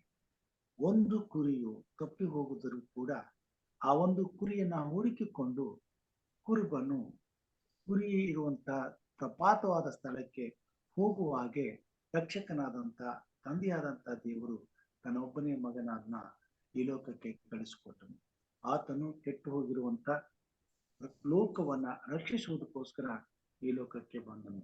ಪಾಪದ ಶಾಪದಲ್ಲಿ ನಾಶವಾಗುತ್ತಾ ಪಾಪದ ಫಲದ ಮರಣವನ್ನು ಅನುಭವಿಸುತ್ತಿರುವ ಮಾನವನನ್ನು ಮರಣದಿಂದ ಬಿಡುಗಡೆ ಮಾಡಿ ನಿತ್ಯ ಜೀವಕ್ಕೆ ಸೇರಿಸುವುದಕ್ಕೋಸ್ಕರ ಈ ಲೋಕಕ್ಕೆ ಬಂದನು. ಆತನು ಈ ಲೋಕಕ್ಕೆ ಬಂದದ್ದು ಮಾನವನನ್ನ ತನ್ನ ಪರಿಶುದ್ಧವಾದಂತ ಪರಲೋಕದಲ್ಲಿ ಮತ್ತೆ ಹಿಂತಿರುಗಿ ಕರೆಕೊಂಡು ಹೋಗಿ ಆತನ ಜೊತೆಯಲ್ಲಿ ಸೇರಿಸಿಕೊಂಡು ಆತನು ತನ್ನ ಮಕ್ಕಳು ನಿರಂತರವಾಗಿಯೂ ಸದಾಕಾಲವು ಕಳೆದು ಹೋದಂತಹ ಸಂಬಂಧವನ್ನ ಸರಿಪಡಿಸಿಕೊಂಡು ನಿತ್ಯವಾದ ಸಂತೋಷದಿಂದ ಬದುಕುವುದಕ್ಕೋಸ್ಕರ ಸ್ವಾಮಿ ಈ ಲೋಕದಲ್ಲಿ ಆ ಶಿಲುಬೆಯ ಮೇಲಿನ ಮರಣವನ್ನ ಹೊತ್ತುಕೊಳ್ಳುವುದಕ್ಕೆ ಸಿದ್ಧನಾಗಿ ಈ ಲೋಕಕ್ಕೆ ಬಂದನು. ಈ ಭೂಮಿ ಮೇಲೆ ಕರ್ತನನ್ನು ಸಂತೋಷಪಡಿಸುವಂತ ಯಾವುದಾದರೂ ಒಂದು ಕೃತ್ಯ ನಮ್ಮ ಜೀವಿತದಲ್ಲಿ ನಡೆದು ಅದರಿಂದ ದೇವರಿಗೆ ಮಹಿಮೆ ಉಂಟಾಗಬೇಕಾದ್ರೆ ಅದು ಪಾಪದಲ್ಲಿರುವಂತ ಇತರ ಒಬ್ಬ ಮನುಷ್ಯನನ್ನ ದೇವರ ರಾಜ್ಯದ ಕಡೆಗೆ ತಿರುಗಿಸುವುದರಲ್ಲಿ ಮಾತ್ರ ಸಾಧ್ಯವಾಗುವಂತದ್ದಾಗಿದೆ. ಆದುದರಿಂದ ಪೌಲನು ಹೀಗೆ ಬರೆಯುತ್ತಾನೆ, ಗಲಾತ್ಯದವರು ಬರೆದ ಪತ್ರಿಕೆ 4ನೇ ಅಧ್ಯಾಯ 19ನೇ ವಚನದಲ್ಲಿ ಆತನು ಹೀಗೆ ಬರೆಯುವಂತನಾಗಿದ್ದಾನೆ. ನಮ್ಮ ಸತ್ಯವೇದವನ್ನ ಗಲಾತ್ಯದವರು ಬರೆದ ಪತ್ರಿಕೆ 4ನೇ ಅಧ್ಯಾಯಕ್ಕೆ ತಿರುಗಿಸೋಣ. 16ನೇ ವಚನದಲ್ಲಿ 19ನೇ ವಚನದಲ್ಲಿ, ನನ್ನ ಪ್ರಿಯವಾದ ಮಕ್ಕಳೇ, ಕ್ರಿಸ್ತನ ಸಾರೂಪ್ಯವು ನಿಮ್ಮಲ್ಲಿ ಉಂಟಾಗುವ ತನಕ ನಿಮಗೋಸ್ಕರ ತಿರುಗಿ ಪ್ರಸವ ವೇದನೆ ಪಡುತ್ತೇನೆ.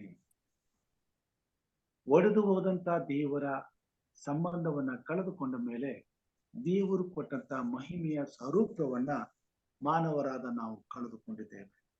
ಈಗ ಆ ಸಾರೂಪ್ಯವನ್ನ ನಾವು ಧರಿಸಿಕೊಳ್ಬೇಕಾದ್ರೆ ಯೇಸು ಕ್ರಿಸ್ತನ ಸಾರೂಪ್ಯವನ್ನ ನಾವು ಧರಿಸಿಕೊಳ್ಳಬೇಕಾಗಿದೆ.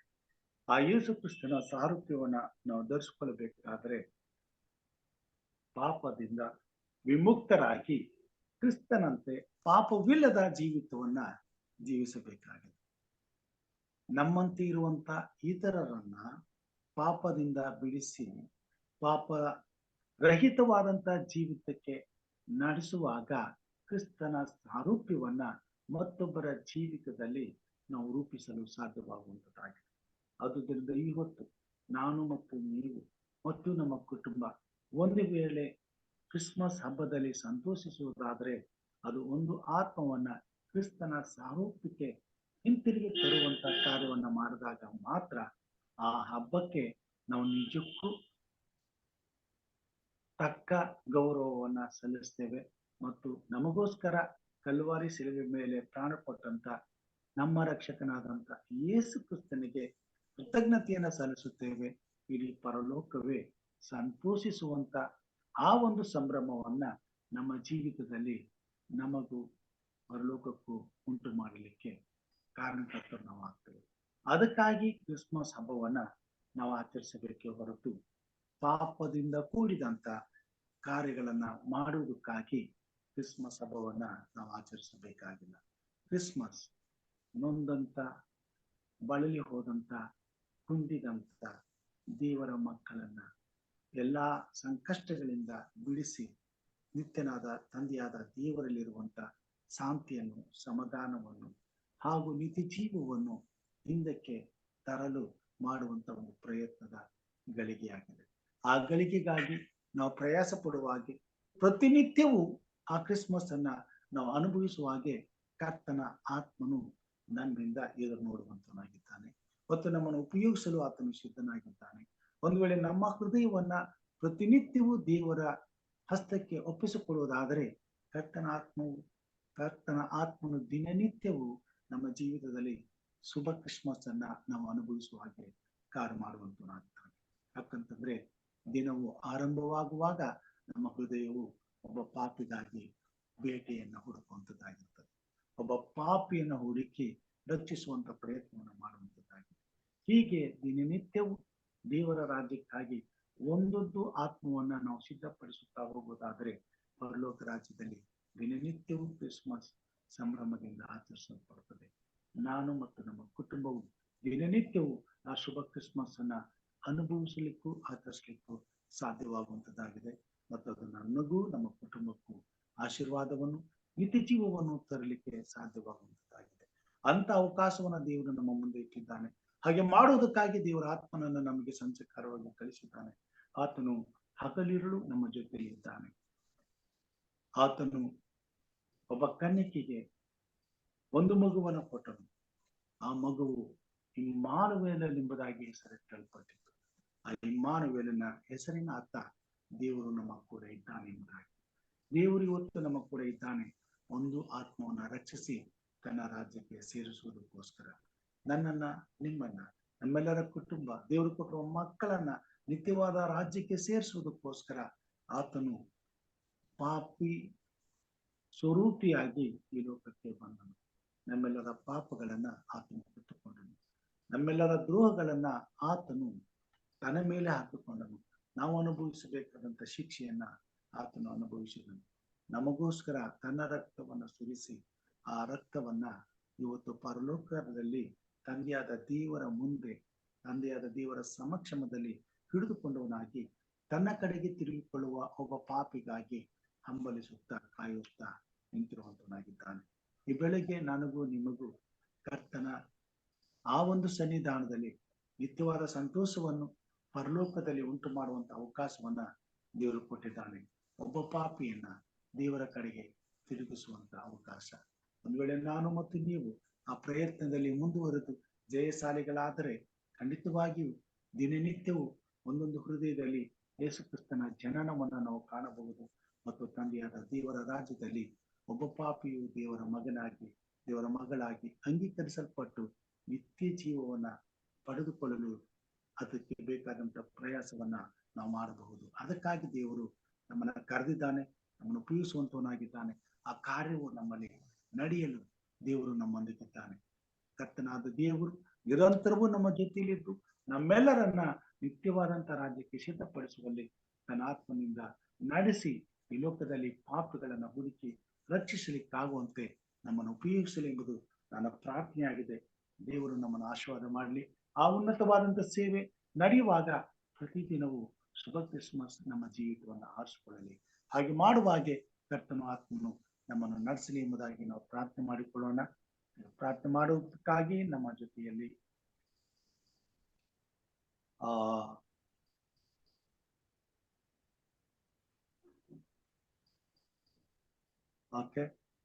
ಪ್ರಾರ್ಥನೆಯನ್ನ ನಾನು ಮಾಡುವಂತನಾಗಿದ್ದೇನೆ. ಮುಕ್ತಾಯದ ಪ್ರಾರ್ಥನೆಗೆ ಮಾಡೋಕೆ ಹೋಗುವಾಗ ಯಾವುದಾದ್ರೂ ಪ್ರಾರ್ಥನೆ ವಿಜ್ಞಾಪನೆಗಳಿದ್ದರೆ ದಯಮಾಡಿ ಅದನ್ನ ಈ ಸಮಯದಲ್ಲಿ ನೀವು ತರಬೇಕೆಂಬುದಾಗಿ ಕೇಳ್ಕೊಳ್ತೇನೆ.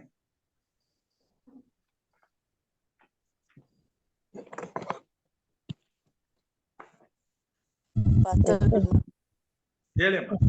ನಮ್ಮ ಕುಟುಂಬಕ್ಕಾಗಿ ಪ್ರಾರ್ಥನೆ ಮಾಡಿ.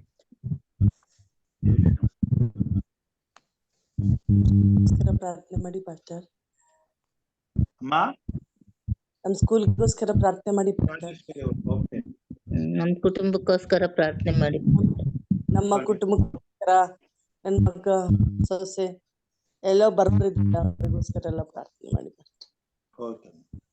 ಮೊಮ್ಮಗ ಎಲ್ಲರಿಗೂ ಖಂಡಿತವಾಗಿ ಪ್ರಾರ್ಥನೆ ಮಾಡಿಕೊಳ್ಳೋಣ.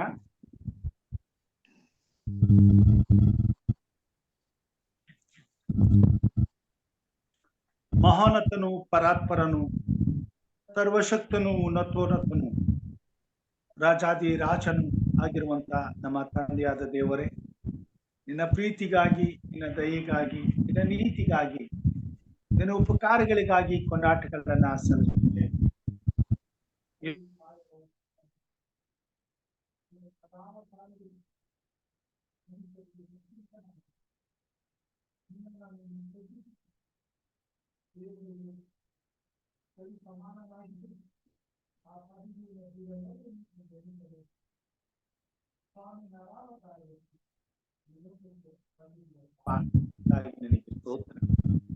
ನಿನ್ನ ಮಕ್ಕಳಾದ ನಾವು ಪಾಪ ಸ್ವರೂಪಿಗಳಾದದ್ದರಿಂದ ನೀನು ಸಹ ಪಾಪ ಸ್ವರೂಪಿಯಾಗಿ ಈ ಲೋಕದಲ್ಲಿ ನಮ್ಮಂತೆಯೇ ಒಬ್ಬನಾಗಿ ಹುಟ್ಟಿ ಬಂದಿದೆಯಪ್ಪ. ಇದಕ್ಕಾಗಿ ನಿನಗೆ ಸ್ತೋತ್ರ. ನಿನ್ನ ನಾಮಕ್ಕೆ ಕೋಟಿ ಕೋಟಿ ಸ್ತೋತ್ರ ಅಪ್ಪ. ನಾವು ಪಾಪಿಗಳಾಗಿದ್ದಾಗ್ಯೂ ನಮ್ಮ ಪಾಪಗಳ ಹೊರೆಯನ್ನು ನೀನು ಹೊತ್ತುಕೊಂಡೆ. ಆದ್ರೆ ನೀನು ಮಾತ್ರ ಈ ಭೂಮಿ ಮೇಲೆ ಯಾವ ಪಾಪವನ್ನು ಮಾಡದೆ ಪಾಪರಹಿತನಾಗಿ ಜೀವಿಸಿ ತಂದೆಯಾದ ದೇವರ ಚಿತ್ತವನ್ನ ನೆರವೇರಿಸುವುದರಲ್ಲಿ ಶಿಲುಬೆಯ ಮೇಲಿನ ಮರಣವನ್ನ ಸ್ವಾಮಿ ನೀನು ಸಂತೋಷದಿಂದ ಸ್ವೀಕಾರ ಮಾಡಿಕೊಂಡಿದ್ದಿ. ಆ ದಿನದಲ್ಲಿ ನೀನು ಮಾಡಿದಂತಹ ಮಹಾಕೃಪೆಯಿಂದ ಇವತ್ತು ನಾವೆಲ್ಲರೂ ಸ್ವಾಮಿ ಯೇಸು ಕ್ರಿಸ್ತನ ಹೆಸರಿನಲ್ಲಿ ಕ್ರೈಸ್ತರೆಂಬುದಾಗಿ ಕರೆಯಲ್ಪಟ್ಟು ಈ ಗಳಿಗೆಯಲ್ಲಿ ಸ್ವಾಮಿ ನಾವೆಲ್ಲರೂ ನಿನ್ನ ಜನನದ ಕುರಿತಾದ ಸಂತೋಷದ ಸಂಭ್ರಮದ ದಿನಗಳನ್ನ ಅನುಭವಿಸುವಂತೆ ಕೊಟ್ಟಿದ್ದೀವಿ ತಂದೆ. ಇದಕ್ಕಾಗಿ ನಿನಗೆ ಸ್ತೋತ್ರ. ಲೋಕದಲ್ಲಿ ಇರುವಂತ ಎಲ್ಲಾ ಕ್ರೈಸ್ತರನ್ನ ನಿನ್ನ ಹಸ್ತಕ್ಕೊಪ್ಪಿಸುತ್ತೇನೆ ಸ್ವಾಮಿ. ನಿನ್ನ ನಾಮದ ಘನತೆಗಾಗಿ ನಮ್ಮನ್ನು ನಿನ್ನ ಮಕ್ಕಳನ್ನಾಗಿ ನೀನು ಸ್ವೀಕರಿಸಿಕೊಂಡದಕ್ಕಾಗಿ ನಿನಗೆ ಕೋಟಿ ಕೋಟಿ ಸ್ತೋತ್ರಪ್ಪ. ನಿನ್ನ ಮೇಲೆ ನಂಬಿಕೆ ಇರುವಂತಹ ನಾವೆಲ್ಲರೂ ನಿತ್ಯ ಜೀವ ಹೊಂದಲು ನಮ್ಮೆಲ್ಲ ಅಪರಾಧಗಳನ್ನ ನಿನ್ನ ಮೇಲೆ ಹೊತ್ತುಕೊಂಡದಕ್ಕಾಗಿ ನಿನಗೆ ಸ್ತೋತ್ರ ಸ್ವಾಮಿ. ನಮ್ಮ ಅಪರಾಧಗಳನ್ನು ಕ್ಷಮಿಸು, ನಮ್ಮ ಪಾಪಗಳನ್ನ ಮನ್ನಿಸಿಬಿಡು. ಪಾಪದ ಬಂಧನದಿಂದ ನಮ್ಮನ್ನ ಬಿಡುಗಡೆ ಮಾಡು. ಪ್ರತಿಯೊಬ್ಬ ನಿನ್ನ ಮಗನು ನಿನ್ನ ಮಗಳು ನಿನ್ನನ್ನು ಅಂಗೀಕರಿಸಿಕೊಂಡಿರುವುದರಿಂದ ಯಾವ ಪಾಪವು ಯಾರ ಹೃದಯದಲ್ಲಿಯೂ ಸ್ವಾಮಿ ಸ್ಥಿರವಾಗಿ ನಿಲ್ಲದಂತೆ ಸಂಪೂರ್ಣವಾಗಿ ಅದನ್ನ ಬೇರು ಸಹಿತ ಕಿತ್ತು ತೆಗೆದು ನಾಶ ಮಾಡಿಬಿಡು ಸ್ವಾಮಿ. ಪ್ರತಿಯೊಂದು ಹೃದಯವು ಪರಿಶುದ್ಧವಾಗಲಿ, ನಿಷ್ಕಳಂಕವಾಗಲಿ, ಪವಿತ್ರತೆಯಲ್ಲಿ ಸಿದ್ಧಿಗೆ ಬರಲಿ ಸ್ವಾಮಿ. ನಿನ್ನನ್ನು ನಂಬಿರುವಂತಹ ಪ್ರತಿಯೊಬ್ಬ ಮನುಷ್ಯನು, ಪ್ರತಿಯೊಬ್ಬ ದೇವರ ಮಗನು, ದೇವರ ಮಗಳು ಸ್ವಾಮಿ ನಿನ್ನ ಪರಿಶುದ್ಧತೆಯಲ್ಲಿ ಪಾಲು ಹೊಂದಿ ಸ್ವಾಮಿ ನಿನ್ನ ಸಾರೂಪ್ಯವನ್ನ ಧರಿಸಿಕೊಂಡು ನೀನು ಬರುವಾಗ ನಿನ್ನ ಮುಂದೆ ಸ್ವಾಮಿ ಮಹಿಮೆಯ ಸ್ವರೂಪವನ್ನ ಧರಿಸಿಕೊಂಡವರಾಗಿ ನಿನ್ನ ರಾಜ್ಯಕ್ಕೆ ಯೋಗ್ಯರಾಗಿ ನಿಲ್ಲಲಿಕ್ಕಾಗುವಂತೆ ಕಾರ್ಯ ಮಾಡು ಸ್ವಾಮಿ. ನೀನು ನಿನ್ನನ್ನು ತಗ್ಗಿಸಿಕೊಂಡು ಈ ಲೋಕಕ್ಕೆ ಬಂದ ನಾವು ತಿರುಗಿ ತಂದೆಯಾದ ದೇವರನ್ನ ನಮ್ಮ ಕಣ್ಣುಗಳಿಂದ ನೋಡುವಂತ ಅವಕಾಶವನ್ನ ಒದಗಿಸಿಕೊಟ್ಟಿದ್ದಿ. ಕಳೆದು ಹೋದಂತ ಸಂಬಂಧದಿಂದ ಸ್ವಾಮಿ ನಾವು ಮತ್ತೆ ತಂದೆಯಾದ ದೇವರ ರಾಜ್ಯದಲ್ಲಿ ಸೇರಿ ನಿರಂತರವಾಗಿ ಆತನ ಜೊತೆಯಲ್ಲಿ ಜೀವಿಸುವಂತ ನಿತ್ಯದ ಜೀವವನ್ನ ನಮಗೆ ದಯಪಾಲಿಸಿಕೊಟ್ಟಿದ್ದಿ. ಇದಕ್ಕಾಗಿ ನಿನಗೆ ಸ್ತೋತ್ರ ಸ್ವಾಮಿ. ನೀನು ಕೊಟ್ಟಿರುವಂತ ಈ ಜೀವಿತ ಕಾಲಗಳನ್ನ ನಿನ್ನ ನಾಮದ ಘನತೆಗಾಗಿ ಕಳೆಯುತ್ತಾ ನಮ್ಮಂತೆ ಇರುವಂತ ಇತರರನ್ನ ಪ್ರೀತಿಸಿ ಕಳೆದು ಹೋಗಿರುವಂತ ನಾಶನದಲ್ಲಿರುವಂತ ಪಾಪದ ಬಲೆಯಲ್ಲಿರುವಂತ ಕಷ್ಟದಲ್ಲಿ, ಸಂಕಟಗಳಲ್ಲಿ, ನೋವುಗಳಲ್ಲಿ, ಬಡತನಗಳಲ್ಲಿ ನಿರಾಶ್ರಿತರಾಗಿ ಬದುಕುತ್ತಿರುವಂತವರ ಜೀವಿತದಲ್ಲಿ ಸ್ವಾಮಿ ಒಂದು ನಿರೀಕ್ಷೆಯ ಭರವಸೆಯನ್ನ ತುಂಬಲು, ಒಂದು ಆಶಾಕಿರಣವನ್ನು ಹುಟ್ಟಿಸಲು, ಅವರ ಭವಿಷ್ಯಕ್ಕೆ ಆಧಾರವಾಗಲು ಸೃಷ್ಟಿಕರ್ತನಾದ ಸರ್ವಶಕ್ತನಾದ ನಿನ್ನ ಕೃಪಾ ಹಸ್ತಕ್ಕೆ ತಂದು ಪರಲೋಕ ರಾಜ್ಯದ ಎಲ್ಲಾ ಸುವರಗಳನ್ನ ಅವರು ಅನುಭವಿಸುವಂತೆ ಮಾಡಲು ಆ ಪರಿಶುದ್ಧವಾದಂತ ಆ ಶುಭ ಕ್ರಿಸ್ಮಸ್ ಹಬ್ಬದ ಆಶೀರ್ವಾದವನ್ನ ಅವರ ಜೀವಿತದಲ್ಲಿ ತುಂಬಲು ಸ್ವಾಮಿ ನೀನು ನಮ್ಮೆಲ್ಲರನ್ನ ಚೈತನ್ಯ ಪಡಿಸಬೇಕೆಂಬುದಾಗಿ ಬೇಡುತ್ತೇನೆ, ಬಲಪಡಿಸಬೇಕೆಂಬುದಾಗಿ ಬೇಡುತ್ತೇನೆ, ಆಶೀರ್ವದಿಸಬೇಕೆಂಬುದಾಗಿ ಬೇಡುತ್ತೇನೆ. ಪ್ರತಿಯೊಬ್ಬ ಕ್ರೈಸ್ತ ಮಗನು ಸ್ವಾಮಿ ಯಾವ ಕೊರತೆ ಇಲ್ಲದೆ ಬದುಕುವಂತೆ ಕೃಪೆ ತೋರು. ಪ್ರತಿಯೊಂದು ಕ್ರೈಸ್ತ ಕುಟುಂಬವು ನಿನ್ನ ಹಾಗೆ ಇತರರಿಗೆ ಎಲ್ಲ ಉಪಕಾರಗಳನ್ನ ಮಾಡುವಂತೆ ಉತ್ತಮವಾದಂತಹ ಮನಸ್ಸನ್ನ ಹೊಂದಿಕೊಳ್ಳುವಂತೆ ಸಹಾಯ ಮಾಡು. ಮತ್ತು ಅಂತಹ ಸದೃಢತೆಯನ್ನ, ಪರಲೋಕದ ಆಶೀರ್ವಾದಗಳನ್ನ ಪ್ರತಿಯೊಂದು ಕ್ರೈಸ್ತ ಕುಟುಂಬದಲ್ಲಿಯೂ ನೀನು ದಯಪಾಲಿಸು. ಕ್ರೈಸ್ತರಲ್ಲಿರ್ತಕ್ಕಂಥ ಬಡತನವನ್ನ ತೆಗೆದುಹಾಕು, ಅಜ್ಞಾನವನ್ನ ತೆಗೆದುಹಾಕು, ಬಲಹೀನತೆಗಳನ್ನ ತೆಗೆದುಹಾಕು, ಅಸ್ವಸ್ಥತೆಯನ್ನ ತೆಗೆದುಹಾಕು, ಒಡಗುಗಳನ್ನ ತೆಗೆದುಹಾಕು ಸ್ವಾಮಿ. ಅಸಮಾಧಾನದ ಎಲ್ಲಾ ಕಾರ್ಯಗಳನ್ನ ಸಂಪೂರ್ಣವಾಗಿ ತೆಗೆದುಹಾಕಿ ನಿನ್ನ ಪರಿಶುದ್ಧವಾದಂತ ಶಾಂತಿಯನ್ನು, ಸಮಾಧಾನವನ್ನು, ನೆಮ್ಮದಿಯನ್ನು, ತೃಪ್ತಿಯನ್ನು, ಸಮೃದ್ಧಿಯಾದಂತ ನಿತ್ಯ ಜೀವದ ಆಶೀರ್ವಾದವನ್ನು ಪ್ರತಿಯೊಂದು ಕುಟುಂಬವು ಈ ಗಳಿಗೆಯಲ್ಲಿ ಅನುಭವಿಸುವಂತೆ ಕಾರ್ಯ ಮಾಡು ಸ್ವಾಮಿ. ನಮ್ಮೆಲ್ಲರನ್ನ ಸ್ವಾಮಿ ನೀನು ಪ್ರೀತಿಸಿದಕ್ಕಾಗಿ ಸ್ತೋತ್ರ. ನೀನು ನಮಗೆ ಒಡೆಯನು, ತಂದೆಯು, ರಕ್ಷಕನು ಆಗಿ ನಮ್ಮನ್ನ ನೀನು ಅಂಗೀಕಾರ ಮಾಡಿಕೊಂಡದಕ್ಕಾಗಿ ನಿನಗೆ ಸ್ತೋತ್ರ. ನಮ್ಮ ಅಪರಾಧಗಳನ್ನ ಕ್ಷಮಿಸಿದಕ್ಕಾಗಿ ನಿನಗೆ ಸ್ತೋತ್ರ ಸ್ವಾಮಿ. ನಿನ್ನ ಕೃಪೆ ನಮ್ಮೆಲ್ಲರ ಮೇಲಿರಲಿ ಸ್ವಾಮಿ. ಈ ಭೂಮಿ ಮೇಲಿರುವಂತಹ ಪ್ರತಿಯೊಬ್ಬ ಮಾನವರ ಜೊತೆಗೆ ಇರಲಿ ಸ್ವಾಮಿ. ಸಕಲ ಕುಲ, ಭಾಷೆ, ಪ್ರಜೆ, ಜನಾಂಗಗಳವರು ನಿನ್ನ ಕಡೆಗೆ ತಿರುಗಿಕೊಂಡು ನಿನ್ನಿಂದ ಸಿಗುವಂತ ನಿತ್ಯವಾದ ರಕ್ಷಣೆಯನ್ನು ಹೊಂದಿಕೊಂಡು ನಿತ್ಯ ಜೀವದಲ್ಲಿ ಪಾಲುದಾರರಾಗುವಂತೆ ನೀನು ಕಳಿಸಿಕೊಟ್ಟಂತ ನಿನ್ನ ಒಬ್ಬನೇ ಮಗನಾದಂತ ಯೇಸು ಕ್ರಿಸ್ತನ ಹೆಸರಿನ ಮೇಲೆ ನಂಬಿಕೆ ಇಡುವಂತೆ ಕೃಪೆ ತೋರು. ನಮ್ಮ ಪಾಪಗಳಿಗೆ ಪಶ್ಚಾತ್ತಾಪ ಪಟ್ಟು ಸ್ವಾಮಿ ನಿನ್ನ ಬಳಿಗೆ ಬಂದು ಒಪ್ಪಿಕೊಂಡು ಅರಿಕೆ ಮಾಡಿ ಸ್ವಾಮಿ ಸಂಪೂರ್ಣವಾದಂತ ಸ್ವಸ್ಥತೆಯನ್ನ, ಕ್ಷೇಮವನ್ನ ಸ್ವಾಮಿ ಪರಿಶುದ್ಧತೆಯ ಜೀವಿತವನ್ನು ಪಡೆದುಕೊಳ್ಳುವಂತೆ ಸಹಾಯ ಮಾಡು. ತಲೆಬಾಗಿ ಬಂದಿರುವಂತ ಎಲ್ಲಾ ನಿನ್ನ ಭಕ್ತನ ಆಶ್ವದಿಸು. ವಿಶೇಷವಾಗಿ ಕ್ರಿಸ್ಮಸ್ ಹಬ್ಬದ ಸಂಭ್ರಮದಲ್ಲಿರ್ತಕ್ಕಂಥ ಎಲ್ಲಾ ಕ್ರೈಸ್ತ ಮಕ್ಕಳನ್ನು ಆಶ್ವದಿಸು. ಪ್ರತಿಯೊಂದು ಕುಟುಂಬದಲ್ಲಿಯೂ ಸುಖವು, ಸಂತೋಷವು, ಸಮಾಧಾನವು ಹೆಚ್ಚೆಚ್ಚಾಗಲಿ. ಪ್ರತಿಯೊಂದು ಕುಟುಂಬದಲ್ಲಿಯೂ ಸ್ವಾಮಿ ನೀತಿಯು ವಾಸ ಮಾಡಲಿ. ನಿತ್ಯತ್ವಕ್ಕಾಗಿ ಪ್ರತಿಯೊಂದು ಕುಟುಂಬವು ಈ ಹಬ್ಬವನ್ನ ಆಚರಿಸುವಂತೆ ಕಾರ್ಯ ಮಾಡು ಮತ್ತು ಇದರಲ್ಲಿ ಸಂತೋಷಿಸುವಂತೆ ಕೃಪೆ ತೋರು. ನೀನು ಮಾಡದಂತ ತ್ಯಾಗದ ಕಾರ್ಯಗಳನ್ನ ಮಾಡಿ ನಿನ್ನ ನಾಮವನ್ನು ಘನಪಡಿಸಿ ನಿನ್ನ ರಾಜ್ಯವನ್ನು ಸಿದ್ಧಪಡಿಸಲು ಈ ಶುಭ ಕ್ರಿಸ್ಮಸ್ ದಿನಮಾನಗಳು ಆಶೀರ್ವದಿಸಲ್ಪಡುವಂತೆ ಕಾರ್ಯ ಮಾಡು ಸ್ವಾಮಿ. ಈ ದಿನಕ್ಕಾಗಿ ಸ್ತೋತ್ರ ಸ್ವಾಮಿ. ನಮ್ಮೊಟ್ಟಿಗೆ ನೀನು ಮಾತನಾಡೋದಕ್ಕಾಗಿ ಸ್ತೋತ್ರ. ಕಷ್ಟದಲ್ಲಿ, ಕಾಯಿಲೆಗಳಲ್ಲಿ, ಬಾಧೆಗಳಲ್ಲಿ, ಬಂಧನಗಳಲ್ಲಿ ಇರ್ತಕ್ಕಂಥವ್ರನ್ನ ನಿನ್ನ ಕೃಪಾಸ್ತಕ್ಕೆ ಒಪ್ಪಿಸುತ್ತೇನೆ.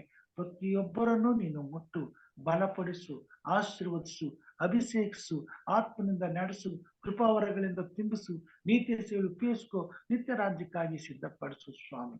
ಕೇಡಿನಿಂದ ತಪ್ಪಿಸಿ ಕಾಪಾಡು, ಸೈತಾನ ಕಾರ್ಯಗಳನ್ನ ಲಯಪಡಿಸು. ಯೇಸು ಕ್ರಿಸ್ತನ ನಾಮದಲ್ಲಿ ಜಯವನ್ನು ಕೊಡು. ತಂದೆಯಾದ ದೇವರಿಗೆ ಮಹಿಮೆ ಉಂಟಾಗಲಿ ಸ್ವಾಮಿ. ವಿಶೇಷವಾಗಿ ಸ್ವಾಮಿ, ಬೆಳಗ್ಗೆ ಹಿರಿಯರಾದಂತ ಇವಳಿ ನಮ್ಮವ್ರಿಗೋಸ್ಕರ ಪ್ರಾರ್ಥನೆ. ಒಂದು ಮುಟ್ಟಪ್ಪ, ಬಲಪಡಿಸು, ಆಧರಿಸು, ಪರಾಮರಿಸು, ಆರೋಗ್ಯದಿಂದ ತುಂಬಿಸು, ಕೊರತೆಗಳು ನೀಗಿಸು, ಕೇಳಿ ತಪ್ಪಿಸು. ಅವರ ಕುಟುಂಬದಲ್ಲಿ ಶಾಂತಿ, ಸಮಾಧಾನ, ನೆಮ್ಮದಿಯನ್ನು ಕೊಡು. ಮಗನನ್ನ, ಸೊಸೆಯಂದನ್ನ ಹಾಗೂ ಮಗಳನ್ನ, ಹಳೆಯಂದನ್ನ, ಮೊಮ್ಮಕ್ಕಳನ್ನ ಆಶೀರ್ವದಿಸು. ಈ ಶುಭ ಕ್ರಿಸ್ಮಸ್ ಹಬ್ಬದ ಸಮಯದಲ್ಲಿ ಎಲ್ಲರಿಗೂ ಸುಕ್ಷೇಮವನ್ನು ಕೊಟ್ಟು ಸಂತೋಷದ ದಿನಮಾನಗಳನ್ನ ಅನುಗ್ರಹಿಸಿ ಬರುವಂತ ಹೊಸ ವರ್ಷಕ್ಕೆ ಸ್ವಾಮಿ ಸಂತುಷ್ಟಿ ಸಹಿತವಾದ ಜೀವದ ಆಶೀರ್ವಾದವನ್ನ ಅನುಭವಿಸುವಂತೆ ಕಾರ್ಯ ಮಾಡು ಸ್ವಾಮಿ. ಸಹೋದರಿ ರಾಜೇಶ್ವರಿಗೋಸ್ಕರ ಪ್ರಾರ್ಥನೆ. ಅವರ ಕುಟುಂಬ, ಮಕ್ಕಳು, ಮೊಮ್ಮಕ್ಕಳಿಗೋಸ್ಕರ, ಮಗನಿಗೋಸ್ಕರ, ಸೊಸೆಗೋಸ್ಕರ, ಹೆಣ್ಣು ಮಕ್ಕಳಿಗೋಸ್ಕರ, ಅಳಿಯಂದರಿಗೋಸ್ಕರ ಪ್ರಾರ್ಥನೆ ಸ್ವಾಮಿ. ಅವರ ಕುಟುಂಬದ ನಾಯಕ ನೀನಾಗಿರು. ಅವ್ರನ್ನ ಬಲಪಡಿಸು, ಆಧರಿಸು, ಪರಾಮರಿಸು, ಆರೋಗ್ಯದಿಂದ ತುಂಬಿಸು. ಯಾವುದು ಚಿಂತೆ, ಯಾವುದು ನೋವು, ದುಃಖ, ಭಾರಗಳನ್ನ ತೆಗೆದು ಹಾಕಿ ಸುಕ್ಷೇಮನ ಅನುಗ್ರಹಿಸಿ ಮಾಡುವಂತ ಸೇವೆಯಲ್ಲಿ ಸಮಾಧಾನವನ್ನು, ತೃಪ್ತಿಯಿಂದ ಪಾಲಿಸ್ಕೊಡು ಸ್ವಾಮಿ. ವಿಶೇಷವಾಗಿ ಅವರು ಸೇವೆ ಮಾಡುತ್ತಿರುವಂತ ಶಾಲೆಯನ್ನು ಆಶೀರ್ವದಿಸು, ಶಾಲೆಯ ಕೊರತೆಯನ್ನು ನೀಗಿಸು. ಶಾಲೆಯ ನಿಮಿತ್ತ ಸ್ವಾಮಿ ಅವರು ಖಿನ್ನರಾಗಿರುವುದರಿಂದ ಸ್ವಾಮಿ ನಿನ್ನ ಕೃಪೆ ಅವರ ಮೇಲಿರಲಿ ಸ್ವಾಮಿ. ಅವ್ರಿಗಿರ್ತಕ್ಕಂತ ಆ ಒಂದು ನೋವನ್ನ ಬಿಡುಗಡೆ ಮಾಡು ಸ್ವಾಮಿ. ಶಾಲೆ ಆಶ್ರಯಿಸಲ್ಪಟ್ಟು ಅಲ್ಲಿರ್ತಕ್ಕಂಥ ಎಲ್ಲರೂ ಸಂತೋಷದಿಂದ, ನೆಮ್ಮದಿಯಿಂದ ನಿನ್ನನ್ನು ಕೊಂಡಾಡುವಂತೆ, ನಿನ್ನನ್ನು ಆರಾಧಿಸುವಂತೆ, ಎಲ್ಲರ ಬದುಕಿನಲ್ಲಿ ಸುಖವು, ಸಂತೋಷವು, ಸುಕ್ಷೇಮವು ಒದಗಿ ಬರುವಂತೆ ಕಾರ್ಯ ಮಾಡು ಸ್ವಾಮಿ. ಓದುವಂತ ಮಕ್ಕಳನ್ನ ಆಶೀರ್ವದಿಸು, ದುಡಿಯುವಂತ ಶಿಕ್ಷಕಿಯರನ್ನ ಆಶೀರ್ವದಿಸು, ಪ್ರಿನ್ಸಿಪಾಲ್ರನ್ನ ಆಶೀರ್ವದಿಸು ಸ್ವಾಮಿ. ಹಾಗೂ ಆ ಪ್ರಾಂತ್ಯದ ಸೇವೆಯನ್ನು ಆಶೀರ್ವದಿಸು. ವಿವಿಧ ಪ್ರಾಂತ್ಯದಲ್ಲಿ ಉನ್ನತವಾದ ಸೇವೆ ನಡೆದು ಪ್ರತಿಯೊಂದು ಸಭೆಯು ಆಶ್ರಯಿಸಲ್ಪಟ್ಟು ಈ ದಿನಮಾನಗಳಲ್ಲಿ ವಿಶೇಷವಾಗಿ ಸ್ವಾಮಿ ಪ್ರತಿಯೊಂದು ಸಭೆಯು ನಿನ್ನ ಸೇವೆಯನ್ನು ಕೈಗೆತ್ತಿಕೊಳ್ಳುವಂತೆ, ನಿತ್ಯ ರಾಜ್ಯಕ್ಕಾಗಿ ದುಡಿಯುವಂತೆ ಎಲ್ಲರನ್ನು ಸ್ವಾಮಿ ಪ್ರಬಲರನ್ನಾಗಿ ಮಾಡು ಸ್ವಾಮಿ. ನಿನ್ನ ಸೇವೆಯಲ್ಲಿ ಉಪಯೋಗಿಸ್ಬೇಕರ್ತಾನೆ. ವಿಶೇಷವಾಗಿ ಸಹೋದರ ಡೇವಿಡ್ ಅವ್ರಿಗೂ ಪ್ರಾರ್ಥನೆ. ಅವ್ರಿಗಾಗಿ ನೀನು ಮಾಡಿದ ಉಪಕಾರಕ್ಕಾಗಿ ಸ್ತೋತ್ರಪ್ಪ. ಅವರು ಅಸ್ವಸ್ಥರಾಗಿದ್ದಾರೆ, ಜ್ವರದಿಂದ ಬಾಧಿಸಲ್ಪಡ್ತಿದ್ದಾರೆ. ಸೈತಾನ್ಯ ಕಾರ್ಯವನ್ನ ತೆಗೆದುಹಾಕು. ಈ ಕ್ಷಣದಲ್ಲಿ ನೀನು ಅವರನ್ನು ಮುಟ್ಟು ಸ್ವಸ್ಥಪಡಿಸು, ಆರೋಗ್ಯದಿಂದ ತುಂಬಿಸು, ಸುಕ್ಷೇಮ ಕೊಡು, ಬಿಡುಗಡೆ ಮಾಡು ಸ್ವಾಮಿ. ಅವರಿಗಿರುವಂತ ಚಿಂತೆ, ದುಃಖ, ನೋವು, ಭಾರಗಳನ್ನ ದೂರ ಮಾಡು. ಅವರ ಕುಟುಂಬದ ಹಿತಕ್ಕಾಗಿ, ಮಕ್ಕಳ ಭವಿಷ್ಯಕ್ಕಾಗಿ ಬೇಕಾದ ಪರಲೋಕದ ಸಹಾಯವನ್ನ, ಪರಲೋಕದ ಪರಿಶುದ್ಧವಾದ ನಿನ್ನ ಹಸ್ತದಲ್ಲಿ ದಯಪಾಲಿಸಿಕೊಡು ಸ್ವಾಮಿ. ಕೊರತೆ, ಬಾಧೆಗಳನ್ನ ದೂರ ಮಾಡು. ಚಿಂತೆ, ನೋವುಗಳನ್ನ ತೆಗೆದು ಹಾಕು. ಬರಬೇಕಾದ ಸಹಾಯವು ಪರಲೋಕದಿಂದ ಒದಗಿ ಬರಲಿ ಸ್ವಾಮಿ. ಆ ಮಕ್ಕಳು ಸಂತೋಷದಿಂದ, ಸಂಭ್ರಮದಿಂದ ಈ ಶುಭ ದಿನಗಳಲ್ಲಿ ಸಂತೋಷಿಸುವ ಹಾಗೆ, ಉಲ್ಲಾಸಿಸುವ ಹಾಗೆ, ನೆಮ್ಮದಿಯ ಬದುಕನ್ನು ಕಟ್ಟಿಕೊಳ್ಳುವ ಹಾಗೆ ಕಾರ್ಯ ಮಾಡು. ಬೇಕಾದ ಉತ್ತಮವಾದ ಕೆಲಸ ಕಾರ್ಯಗಳನ್ನು, ಆಶೀರ್ವಾದದಾಯಕವಾದ ಬದುಕನ್ನು ಕೊಡು, ಆರೋಗ್ಯ ಕೊಡು, ಕ್ಷೇಮ ಕೊಡು ಸ್ವಾಮಿ. ಉಳಿಯುವಂತ ಕೈಗಳಿಗೆ ಕೆಲಸ ಕೊಡು. ನೀತಿಯ ಮಾರ್ಗದಲ್ಲಿ ನಡೆದು ನಿನ್ನ ರಾಜ್ಯಕ್ಕಾಗಿ ಸಿದ್ಧರಾಗುವಂತೆ ಎಲ್ಲ ಆತ್ಮೀಯ ವರಗಳನ್ನ ದಯಪಾಲಿಸಿಕೊಡು. ಅವರ ಪತ್ನಿ, ಮಕ್ಕಳನ್ನು ಆಶೀರ್ವದಿಸಿ, ಅಭಿಷೇಕಿಸಿ ನಿನ್ನ ಸೇವೆ ಉಪಯೋಗಿಸುವ ಸ್ವಾಮಿ. ವಿಶೇಷವಾಗಿ ಸ್ವಾಮಿ ಹಿರಿಯರಂತ ಲೋಕೇಶ್ ಅವರನ್ನ ಆಶೀರ್ವದಿಸಿ ಅವರ ಮಗನ ಮದುವೆಯನ್ನು ಯಶಸ್ವಿಗೊಳಿಸುವುದಕ್ಕಾಗಿ ಸ್ತೋತ್ರ ಸ್ವಾಮಿ. ನವ ದಂಪತಿಗಳನ್ನ ಆಶೀರ್ವದಿಸು. ಆ ಕುಟುಂಬದಲ್ಲಿ ನಿನ್ನ ಪ್ರಸನ್ನತೆ ಇರಲಿ, ನಿನ್ನ ಪ್ರೀತಿ ಇರಲಿ, ಅನುನ್ನತಿ ಇರಲಿ, ಐಕ್ಯತೆ ಇರಲಿ ಸ್ವಾಮಿ. ಪರಿಶುದ್ಧತೆ ಜೀವಿತವಿರಲಿ.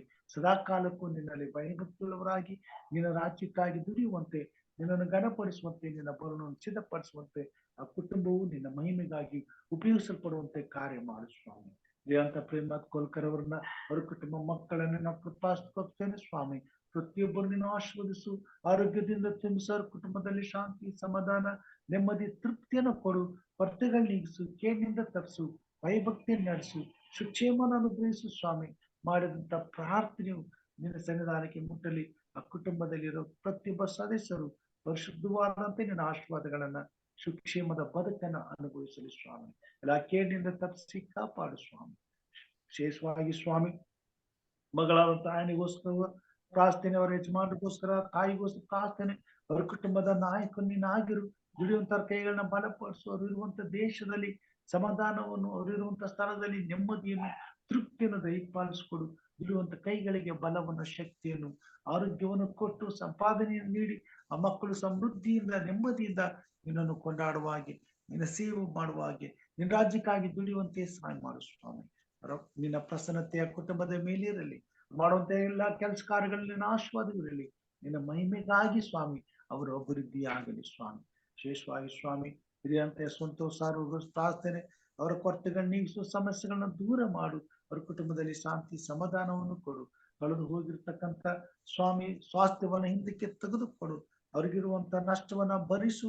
ಅವ್ರಿಗಾಗಿರುವಂತ ಈ ನೋವನ್ನ ದೂರ ಮಾಡಿ ಅವರಿಗೆ ಸಂತೋಷವನ್ನ ಸಮಾಧಾನವನ್ನ ಅವರಿಗೆ ಜಯವನ್ನ ದಯಪಾಲಿಸಿಕೊಟ್ಟು ನೆಮ್ಮದಿಯಿಂದ ನಿನ್ನನ್ನು ಕೊಂಡಾಡುವಂತೆ ಕಾರ್ಯ ಮಾಡು ಸ್ವಾಮಿ. ಹೀಗೆ ಸ್ವಾಮಿ ಈ ಕೂಟದಲ್ಲಿ ಭಾಗವಹಿಸಿರುವಂತ ಪ್ರತಿಯೊಬ್ಬ ಮಕ್ಕಳನ್ನ ಹಸ್ತುಕೊಪ್ಪಿಸ್ತೇನೆ ಸ್ವಾಮಿ. ಕಷ್ಟ ಕಾಯಿಲೆಗಳಲ್ಲಿರ್ತಕ್ಕಂಥ ಮಕ್ಕಳನ್ನ ಹಸ್ತುಕೊಪ್ಪಿಸ್ತೇನೆ ಸ್ವಾಮಿ. ಪ್ರತ್ಯೇಕರನ್ನ ಮುಟ್ಟಿ ಗುಣಪಡಿಸು, ಆರೋಗ್ಯದಿಂದ ತಿಳಿಸು. ಮಹಮ್ಮದಿಯನ್ನು ಮುಟ್ಟಿ ಗುಣಪಡಿಸು, ಆರೋಗ್ಯದಿಂದ ತಿಳಿಸು ಸ್ವಾಮಿ. ವಿಶೇಷವಾಗಿ ಕರ್ತನೆ ಅಸ್ವಸ್ಥರಾಗಿರ್ತಕ್ಕಂಥ ಎಲ್ಲ ಮಕ್ಕಳನ್ನ ನಿನ್ನ ಕೃಪಾಸ್ತಕೊಪ್ಪಿಸ್ತೇನೆ ಸ್ವಾಮಿ. ಎಲ್ಲರ ಜೊತೆಗಾರ ನೀನಾಗಿರು. ಪ್ರತಿಯೊಬ್ಬರನ್ನು ಪರಾಮರಿಸು, ಆರೋಗ್ಯದಿಂದ ತುಂಬಿಸು. ಈ ವರ್ಷದ ಅಂತ್ಯದ ದಿನಮಾನಗಳಲ್ಲಿ ಪ್ರತಿಯೊಬ್ಬರು ಸಂಪೂರ್ಣವಾದ ಆರೋಗ್ಯವನ್ನು ಪಡೆದು ಕ್ಷೇಮದಿಂದ ಬರುವಂತ ಹೊಸ ವರ್ಷದಲ್ಲಿ ನೂತನ ಆಶೀರ್ವಾದವನ್ನು, ನೂತನ ಸಂತೋಷವನ್ನು, ಆರೋಗ್ಯವನ್ನು ಪಡೆದುಕೊಂಡವರಾಗಿ, ಹೊಸ ಬಲವನ್ನು ಹೊಂದಿದವರಾಗಿ, ಓಡಿ ದಣಿಯದೆ ನಡೆದು ಬಳಲದೆ ನಿನ್ನನ್ನು ಕೊಂಡಾಡುತ್ತಾ, ನಿನ್ನನ್ನು ಸ್ತುತಿಸುತ್ತಾ, ನಿನ್ನ ರಾಜ್ಯಕ್ಕಾಗಿ ದುಡಿಯುತ್ತಾ, ನಿನ್ನ ಬರುಣವನ್ನು ಸಿದ್ಧಪಡಿಸುವಂತೆ ಎಲ್ಲಾ ನಿನ್ನ ಭಕ್ತರನ್ನ ನೀನು ಉಪಯೋಗಿಸುವ ಸ್ವಾಮಿ. ಈ ಬೆಳಗಿನ ಜಾವದಲ್ಲಿ ನನ್ನನ್ನು ಕುಟುಂಬ ಮಕ್ಕಳನ್ನು ಮಾಡುವಂತ ಸೇವೆಯನ್ನು, ಸೊಸೆಯಂದ್ರನ್ನು, ಮೊಮ್ಮಕ್ಕಳನ್ನ ಹಸ್ತುಕೊಪ್ಪಿಸ್ತೇನೆ ಸ್ವಾಮಿ. ನನ್ನ ಜೊತೆಗಾರನಾಗಿರು. ಈ ಪ್ರಯಾಸ ಪ್ರಯತ್ನಗಳು ನಿನಗೆ ಮಹಿಮೆ ಉಂಟಾಗಲಿ. ಅನೇಕ ಆತ್ಮಗಳು ನಿನ್ನ ರಾಜ್ಯಕ್ಕೆ ಸಿದ್ಧರಾಗಲಿ. ಈ ಒಂದು ಬೆಳಗಿನ ಜಾವದಲ್ಲಿ ಎಚ್ಚರವಾಗಿದ್ದು ಪ್ರಾರ್ಥಿಸುವಂತ ಈ ಸಮಯವನ್ನು ಸದುಪಯೋಗ ಪಡಿಸಿಕೊಳ್ಳಲಿ. ನಿನ್ನ ಪಾದ ಸನ್ನಿಧಾನಕ್ಕೆ ಬಂದು ಸ್ವಾಮಿ ಒಬ್ಬ ಪಾಪಿಯು ದೇವರ ಕಡೆಗೆ ತಿರುಗಿಕೊಳ್ಳಿಕ್ಕಾಗುವಂತೆ ಹಂಬಲಿಸಿ ನಿನ್ನಿಂದ ಶಕ್ತಿಯನ್ನ, ಚೈತನ್ಯವನ್ನು ಪಡೆದವರಾಗಿ ದಿನನಿತ್ಯವನ್ನು ಪ್ರಾರಂಭಿಸುವಾಗ ಸ್ವಾಮಿ, ದಿನದ ಅಂತ್ಯದಲ್ಲಿ ಒಬ್ಬ ಪಾಪಿಯನ್ನ ನಿನ್ನ ಕಡೆಗೆ ತಿರುಗಿಸಿ ನಿತ್ಯವಾದ ಶಾಂತಿ ಸಮಾಧಾನದಿಂದ ನಿದ್ರಿಸುವಂತ ಸೌಭಾಗ್ಯ ಕೊಡು. ಹೊಸ ಬಲವನ್ನು ಹೊಂದಿ ಮತ್ತೆ ಬೆಳಗನ್ನ ಕಾಣುವಂತೆ ಕೃಪೆ ತೋರು. ನಿನ್ನ ಸೇವೆಯಲ್ಲಿ ದಿನನಿತ್ಯವೂ ಉಪಯೋಗಿಸುವ ಸ್ವಾಮಿ. ಹೀಗೆ ವರ್ಷದಿಂದ ವರ್ಷಕ್ಕೆ ನಮ್ಮ ಆಯುಷ್ ಕಾಲವು ನಿನ್ನ ಆತ್ಮನ ಬಲದಿಂದ ಅಭಿಷೇಕಿಸಲ್ಪಟ್ಟು ನಿನ್ನ ನಾಮದ ಘನತೆಗಾಗಿ ಉಪಯೋಗಿಸಲ್ಪಟ್ಟು ನಿನ್ನ ರಾಜ್ಯದಲ್ಲಿ ಸ್ವಾಮಿ ನಮಗಾಗಿ ಇಡಿಸಲ್ಪಡಬೇಕಾದಂತ ಅತ್ಯುಮ್ಮಲವಾದಂತ ಫಲಗಳನ್ನ ಸ್ವಾಮಿ ನಾವು ತುಂಬಿಸಲಿಕ್ಕಾಗುವಂತೆ ಕಾರ್ಯ ಮಾಡು. ನೀನು ಬರುವಾಗ ಸ್ವಾಮಿ ನಿನ್ನಿಂದ ಸಿಕ್ಕುವಂತ ಆ ಉನ್ನತವಾದಂತ ಪ್ರತಿಫಲವನ್ನ ನಾವು ಪಡೆದುಕೊಳ್ಳಿಕ್ಕಾಗುವಂತೆ ಈ ಭೂಮಿ ಮೇಲೆ ನೀನು ನಮ್ಮನ್ನು ಆಶೀರ್ವದಿಸು, ಅಭಿವೃದ್ಧಿ ಪಡಿಸು. ನಿನ್ನ ನಾಮದ ಘನತೆಗೋಸ್ಕರ ಉಪಯೋಗಿಸುವ ಸ್ವಾಮಿ. ಎಲ್ಲಾ ಘನ ಮಾನ ಸ್ತುತಿ ಸ್ತೋತ್ರ ನಿನಗಾಗಲೆಂದು ನಮಗೋಸ್ಕರ ಕಲ್ವಾರಿ ಶಿಲುಬೆ ಮೇಲೆ ಪ್ರಾಣ ನೀಡಿದ ನಮ್ಮ ರಕ್ಷಕನು, ನಿನ್ನ ಮುದ್ದು ಮಗನೂ ಆಗಿರುವ ನಜರೇತಿನ ಯೇಸು ಸ್ವಾಮಿ ಹೆಸರಿನಲ್ಲಿ ತಾಳ್ಮೆಯಿಂದ ವಿನಯದಿಂದ ಬೇಡಿ ಹೊಂದಿದ್ದೇನೆ ನಮ್ಮ ತಂದೆಯೇ, ಆಮೇನ್. ಪರಲೋಕದ ಪ್ರಾರ್ಥನೆ ಮಾಡಿಕೊಳ್ಳೋಣ. ಪರಲೋಕದಲ್ಲಿರುವ ನಮ್ಮ ತಂದೆಯೇ, ನಿನ್ನ ನಾಮವು ಪರಿಶುದ್ಧವೆಂದು ಎಣಿಸಲ್ಪಡಲಿ. ನಿನ್ನ ರಾಜ್ಯವು ಬರಲಿ. ನಿನ್ನ ಚಿತ್ತವು ಪರಲೋಕದಲ್ಲಿ ನೆರವೇರುವ ಪ್ರಕಾರ ಭೂಲೋಕದಲ್ಲಿಯೂ ನೆರವೇರಲಿ. ನಮ್ಮ ಅನುದಿನದ ಆಹಾರವನ್ನು ಈ ಹೊತ್ತು ನಮಗೆ ದಯಪಾಲಿಸಿಕೊಡು. ನಮಗೆ ತಪ್ಪು ಮಾಡಿದವರನ್ನು ನಾವು ಕ್ಷಮಿಸಿದಂತೆ ನಮ್ಮ ತಪ್ಪುಗಳನ್ನು ಕ್ಷಮಿಸು. ನಮ್ಮನ್ನು ಶೋಧನೆಯೊಳಗೆ ಸೇರಿಸಿದ ಕೇಡಿನಿಂದ ತಪ್ಪಿಸು. ಯಾಕಂದರೆ ರಾಜ್ಯವು, ಬಲವು, ಮಹಿಮೆಯು ಸದಾಕಾಲ ನಿನ್ನದೇ ಸ್ವಾಮಿ, ಆಮೇನ್. ನಮ್ಮ ತಂದೆಯಾದ ದೇವರ ಪ್ರೀತಿಯು, ನಮಗೋಸ್ಕರ ಕಲ್ವಾರಿ ಶಿಲುಬೆ ಮೇಲೆ ಪ್ರಾಣ ಕೊಟ್ಟಂತ ಯೇಸು ಕ್ರಿಸ್ತನ ಕೃಪೆಯು, ನಮ್ಮ ಜೊತೆಯಲ್ಲಿ ನೀನು ಸದಾಕಾಲ ಇರುವುದಕ್ಕೋಸ್ಕರ ಕಳಿಸಿಕೊಟ್ಟಂತ ಪರಿಶುದ್ಧಾತ್ಮ ದೇವರ ಪ್ರೀತಿ, ಅನ್ಯೋನ್ಯತೆ, ಐಕ್ಯತೆ, ಸಹವಾಸವು ಇಂದಿಗೂ ಎಂದೆಂದಿಗೂ ಸದಾಕಾಲವು ಸ್ವಾಮಿ ನಿನ್ನನ್ನು ಪ್ರೀತಿಸುವಂತ, ನಿನ್ನನ್ನು ಅಂಗೀಕರಿಸಿಕೊಳ್ಳುವಂತ, ನಿನ್ನ ರಾಜ್ಯಕ್ಕಾಗಿ ಹಂಬಲಿಸುವಂತ ಎಲ್ಲಾ ನಿನ್ನ ಭಕ್ತರ ಸಂಗಡ ಸದಾಕಾಲ ನೆಲೆಯಾಗಿರಲಿ ಸ್ವಾಮಿ, ಆಮೇನ್. Praise God. ದೇವರ ನಾಮಕ್ಕೆ ಸ್ತೋತ್ರವಾಗಲಿ. ಸಮಯದಲ್ಲಿ ದೇವರ ಸನ್ನಿಧಾನದಲ್ಲಿ ಕೂಡಿ ಬಂದು ಹಂಬಲಿಸಿ ಪ್ರಾರ್ಥಿಸಿದಂತ ಪ್ರಾರ್ಥನೆಗಳಿಗಾಗಿ ನಿಮ್ಮೆಲ್ಲರಿಗಾಗಿ ನಾನು ವಂದನೆಗಳನ್ನ ಸಲ್ಲಿಸ್ತೇನೆ. ದೇವರು ತನ್ನ ಚಿತ್ತವನ್ನ ಈ ಕಾರ್ಯಕ್ರಮದ ಮುಖಾಂತರವಾಗಿ ನೆರವೇರಿಸಲಿ, ಮಹಿಮೆ ಹೊಂದಲಿ, ಇನ್ನು ಹೆಚ್ಚಿನ ರೀತಿಯಲ್ಲಿ ನಮ್ಮೆಲ್ಲರನ್ನ ಉಪಯೋಗಿಸಿಕೊಳ್ಳಲಿ ಎಂಬುದಾಗಿ ದೇವರಿಗೆ ಪ್ರಾರ್ಥಿಸುತ್ತಾ ಈ ಕೂಟದಲ್ಲಿ ಭಾಗವಹಿಸಿದಂತ, ಸಹಕರಿಸಿದಂತ, ಭಾಗವನ್ನ ನಿಮ್ಮ ಪ್ರಾರ್ಥನೆ ವಿಜ್ಞಾಪನೆಗಳನ್ನ ಸಲ್ಲಿಸಿದಂತ ಎಲ್ಲರಿಗೂ ನಾನು ತುಂಬ ಹೃದಯದ ಧನ್ಯವಾದಗಳನ್ನ ಸಲ್ಲಿಸ್ತೇನೆ. ದೇವರು ನಮ್ಮನ್ನ ಆಶೀರ್ವದಿಸಲಿ.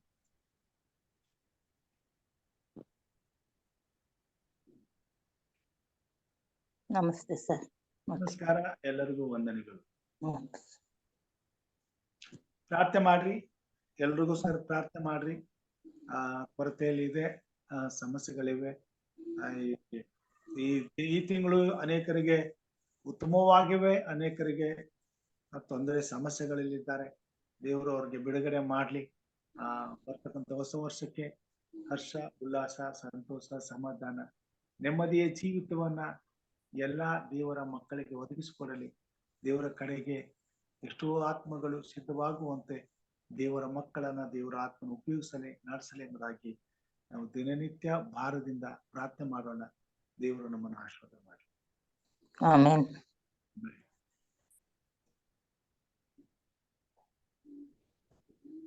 ಥ್ಯಾಂಕ್ ಯು ಅಮ್ಮ. God bless you. ಎಲ್ರಿಗೂ ಒಳ್ಳೇದಾಗ್ಲಿ.